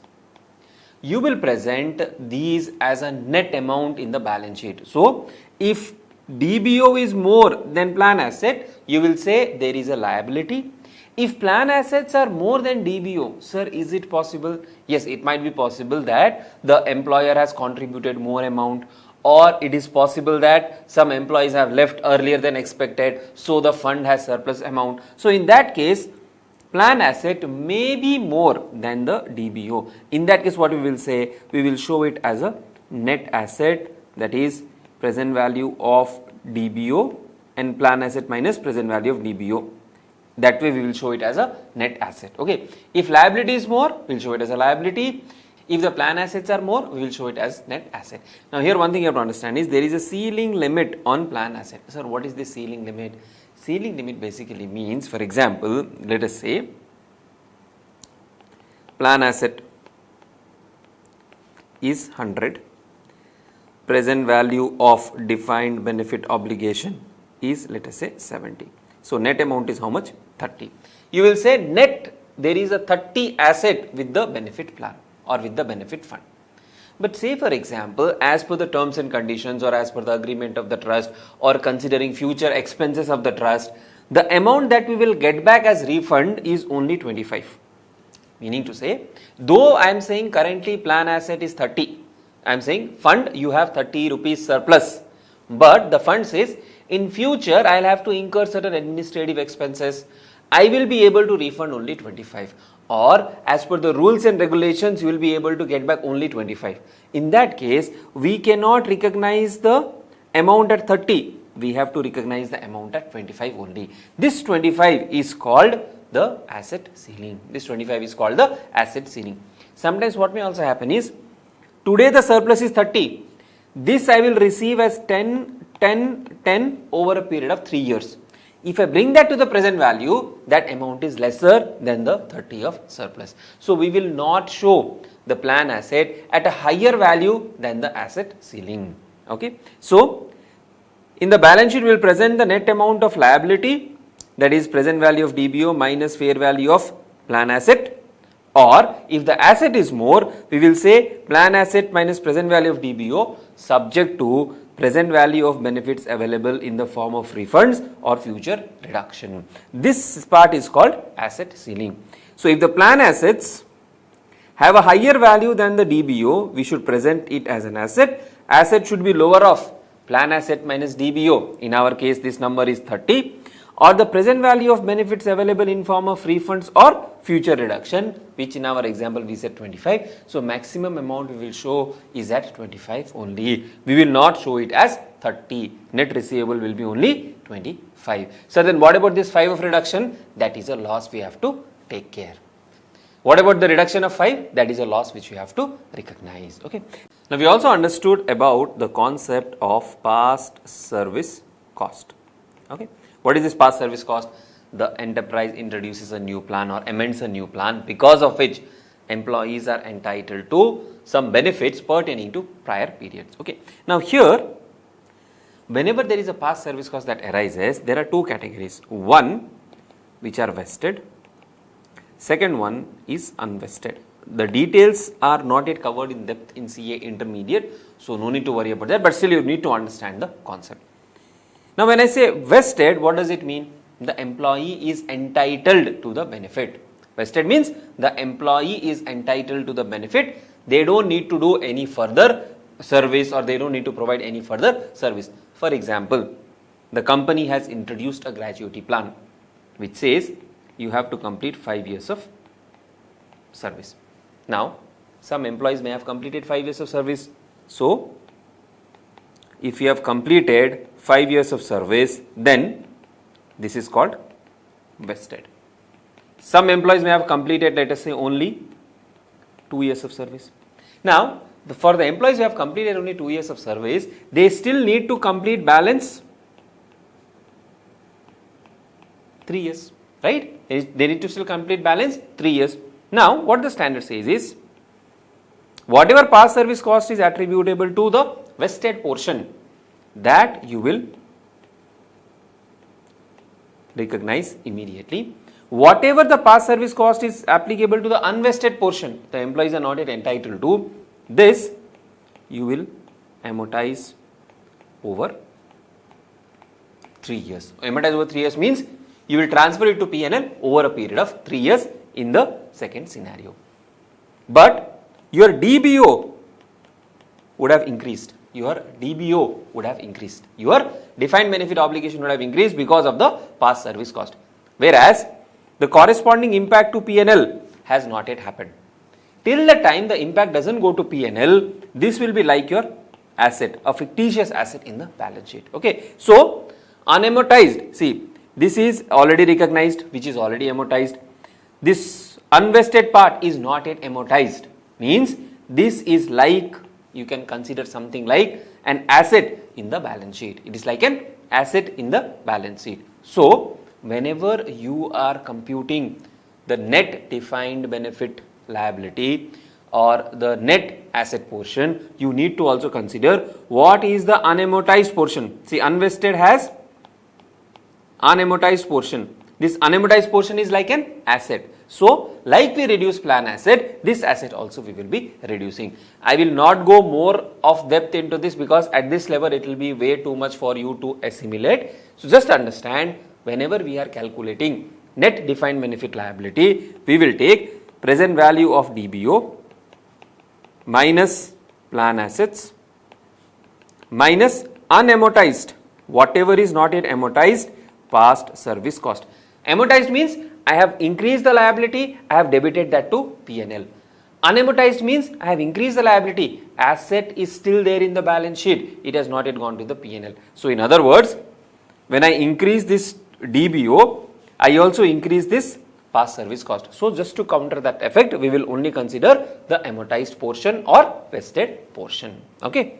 So, whenever we compute the net amount of defined benefit liability, we consider present value of DBO, fair value of plan asset minus past service cost, which is not yet amortized. As and when we amortize, the asset number keeps reducing and the amount will be transferred to P&L. Okay. Now, a quick recap of what are the expenses in the P&L. We have already discussed current service cost, interest cost. Then, the plan asset, we said there is some expected return on plan asset. Then, we discussed expected return on plan asset. See, interest cost will increase my expense. The expected return on plan asset will reduce my expense. Then, any past service cost which is recognized, means for the vested portion or after the amortization, that will increase. Then actual loss we discussed, gain we discussed, gain on settlement, loss on settlement, and we discussed the asset ceiling. That 5 of loss which arose because of asset ceiling, that will also be added to the expenses. Then whatever is the loss due to asset ceiling, this has to be plus, okay. Whatever is the loss due to asset ceiling, that loss due to asset ceiling is also debited to the P&L. In our case, we said that there is a 5 of loss due to asset ceiling. It has to be debited to P&L because we are reducing the net asset and the corresponding debit will go to the P&L. So, these are the expenses to be recognized in P&L. Please revise it multiple times. Whenever a question comes in the examination, you should be able to do that. Then, coming to the balance sheet portion, the net DBO, we started with opening DBO, current service cost, interest cost, past service cost, we have already discussed. Here, you will have both amortized as well as unamortized portion, okay. Actual gain, benefit losses, gain on settlement, loss on settlement, closing balance. These two tables if you are clear with and if you are able to calculate the actual return and expected return, most of the questions in the examinations you will be able to handle, right. Now, we have completed the major portion of accounting standard 15. Now, there are few small things which you would be able to anyways understand as we discuss further, but still we will have a quick look at that. We have something called as other long-term employee benefit. Other long-term employee benefit means these are not short-term, these are not termination, these are not post-employment benefit, these are other long-term. Now, why is it other long-term? They are settled after 12 months. That is why we are calling them other long-term. So, other long-term employee benefits are settled after 12 months from the end of the reporting period. They are other than these three categories which we have already discussed. For example, long-term paid absences. You can take leave, but you can encash only after 3 years. Or the employees have a pattern to encash after 3 years, 5 years, 10 years, something like that. So, that is covered here. Long-term service benefit. Every 5 years you complete every 5 years in the organization, you get 5 gram of gold, for example, or some amount of bonus or something like that. Then long-term disability benefit. For example, if the employee suffers from some disability during the course of employment, the company says that okay, till retirement, whatever is the salary payable at some reduced rate, we will pay. So these are those things. Profit sharing and bonus plan, where the bonus is paid beyond 12 months. Generally this does not happen, but still if it happens, then it's a long term, and any deferred remuneration. Now for other long term benefit, because payment is happening beyond 12 months, generally we will have discounting and estimates being made by actuaries, similar to what we have seen in the case of post employment benefit plans. Then we have termination benefit. This results from an entity's decision to terminate the employment. If employee is resigning and the employer pays something, it is not termination benefit. When the employer says, boss, I am shutting down this branch, now I'll pay you 3 months salary as layoff, as compensation for this layoff. You would have seen in news, right? This startup has laid off so many employees. When Byju's was shut down, so many employees were laid off, right? Oracle just now fired 1/3 of the employees. So whenever this happens, when the entity decides to terminate the employment and or an employee decides to accept an offer of benefit in exchange for the termination of employment. Here typically we have voluntary retirement scheme. I have already explained that to you. Typically working age is till, let us say, 60 years. Employer feels these employees are not providing much value, so I'll ask them to leave. It's a voluntary thing. You are not forcing the employee to resign. It's a voluntary thing. So if employer says, okay, I'm offering you this much amount, you please retire from the company. That is called voluntary retirement scheme. So here whatever is payable is the termination benefit. Termination benefits do not include benefits resulting from termination of employment at the request of the employee. Entity has not offered, employee resigned and went. That is not covered under termination benefit. Or mandatory retirement requirements. 60 years you have to retire, 65 years you have to retire. Then in that case also it is not covered. How to recognize termination benefit? Those falling within 12 months, straightforward like short-term benefit plans. Those falling more than 12 months, discounted using an appropriate discount rate. Termination benefits are recognized by an enterprise as a liability and expense. When formal plan for the termination is approved, an estimate can be made. So this you will understand further these conditions in Accounting Standard 29. Then coming to the last part, disclosures. There are a lot of disclosures in the actual standard, but at our level, we will just understand what is the nature of defined benefit plan and effect of changes, if any. So what are the various defined benefit plans? Breakup and reconciliation of different components of defined benefit obligation. So we had DBO, right? Current service cost, interest cost, all of that. Those breakup and reconciliation. Reconciliation of different components of plan asset and return on asset. Expense in P&L and actuarial assumptions used. Other standard related disclosures also needs to be made, right? Now we'll have a look at the accounting policy related disclosures in the annual report of HDFC Bank Limited. Okay. Now, though they are listed, Ind AS is not applicable. So AS 15 is what is followed. First is stock based employee compensation, that will not discuss. Now come here. Gratuity. And I suggest all of you to at least go through the annual report of some good companies, so that whatever you are learning, you will know how it is applied in real life, and it will also become a quick revision for your concepts. The bank has an obligation towards gratuity, a defined benefit plan covering all eligible employees. So we are describing what is the plan. The plan benefit vests upon completion of minimum prescribed period of continuous years of service and is in the form of lump sum amount without an upper limit. There is no upper limit.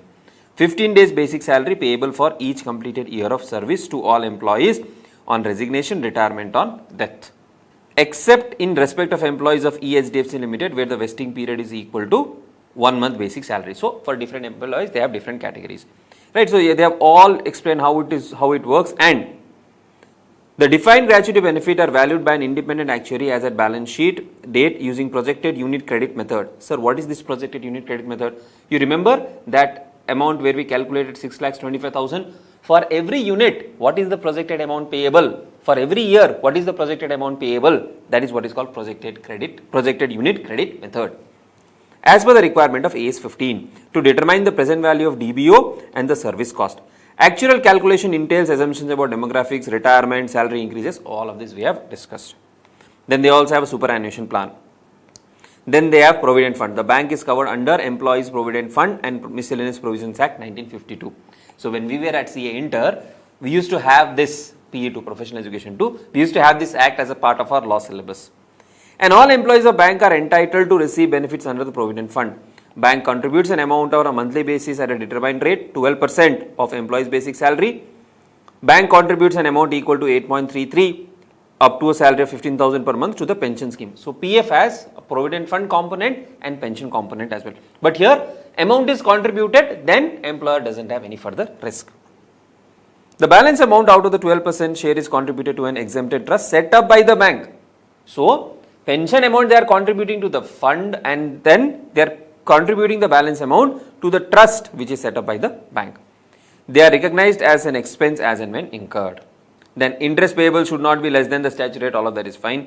Guidance note on implementing employee benefits states that benefits involving employer established provident fund which require interest shortfalls to be provided are to be considered as defined benefit plan. Actual valuation of this Provident Fund interest shortfall is done as per the guidelines issued in respect of Institute of Actuaries of India. I was mentioning, right? Actuaries. So here what is happening is, after I contribute, whatever my contribution is there, to that extent my liability is done. But because it is an in-house trust, if there is an interest shortfall, the employer has to bear it. So to that extent it becomes a defined benefit plan. Don't worry, it will not be tested in the examination.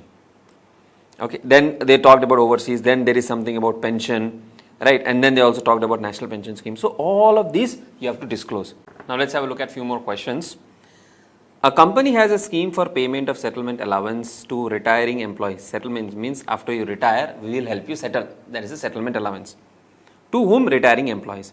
Under the scheme, retiring employees are entitled to reimbursement of certain travel expenses for the class they are entitled to as per the company rule, and to a lump sum payment to cover the expenses on food and stay during the travel. Alternatively, employees can claim a lump sum amount equal to 1 month pay last drawn. So what is this? They have said either you claim the expenses or you take salary equal to 1 month pay, amount equal to 1 month pay. When will you take this? You will take after retirement. Okay, which means this is related to retirement and you have to see this as a post-employment benefit. The company's contentions are settlement allowance does not depend on the length of service. Of course, it doesn't depend on the length of service. Even if you join 5 years back and you retire today, you will get the settlement allowance. It is restricted to employees' eligibility under travel rule of the company or where option of lump sum payment is exercised equal to the last pay drawn. Since it is not related to length of service of the employees, it is accounted for on claim basis. Now please understand whether it is related to length of service, for example gratuity, or whether it is not related to length of service, one time payment, but if it is something which is a defined benefit plan. So here what is defined? Actual expenses or 1 month pay. Now as an employee you will decide at that point of time what is more beneficial. If 1 month pay is beneficial, you will take that, or you will take the actual expenses. Okay. Now 1 month pay is minimum. Now for this, where the benefit is defined, we can't say that because it is not dependent on number of years, we will not make the liability or we will not create the liability. As and when the employees join, we have to estimate how many employees will work with us till retirement, what is the expected service, what is the expected salary at the time of retirement, and accordingly we will create a liability. The company argues that it has to be accounted on claim basis. The company's contention is not correct. If it is a defined benefit plan, we definitely need to make provisions as per AS 15. Next one, Z Limited changed its employee remuneration policy from 1st of April year 12 to provide for 12% contribution to PF on leave encashment also. So on leave encashment also we will contribute how much? 12%. As per leave encashment policy, the employees can either utilize or encash it. So when you want, you encash or utilize it. and if you encashed, then 12% is credited. As at 31st March, the company opted an actuarial valuation for leave encashment liability. However, it did not provide for 12% provident fund contribution on it. The auditor of the company wants it to be provided, but the management replied that as and when employees avail the leave encashment, provident fund contribution was made. The company further contends that this is correct treatment as it is not sure whether the employees will avail the leave encashment or utilize it. Now here, what has happened? Here, we have made an estimate of actuarial valuation for leave encashment. Now, leaves may be taken, leaves may be encashed. So, whatever is the leave liability, they have made the actuarial valuation. How much will be contributed to provident fund? We will not know till the time the employees actually take it. Valid point. But then, we need to create a liability based on accrual concept.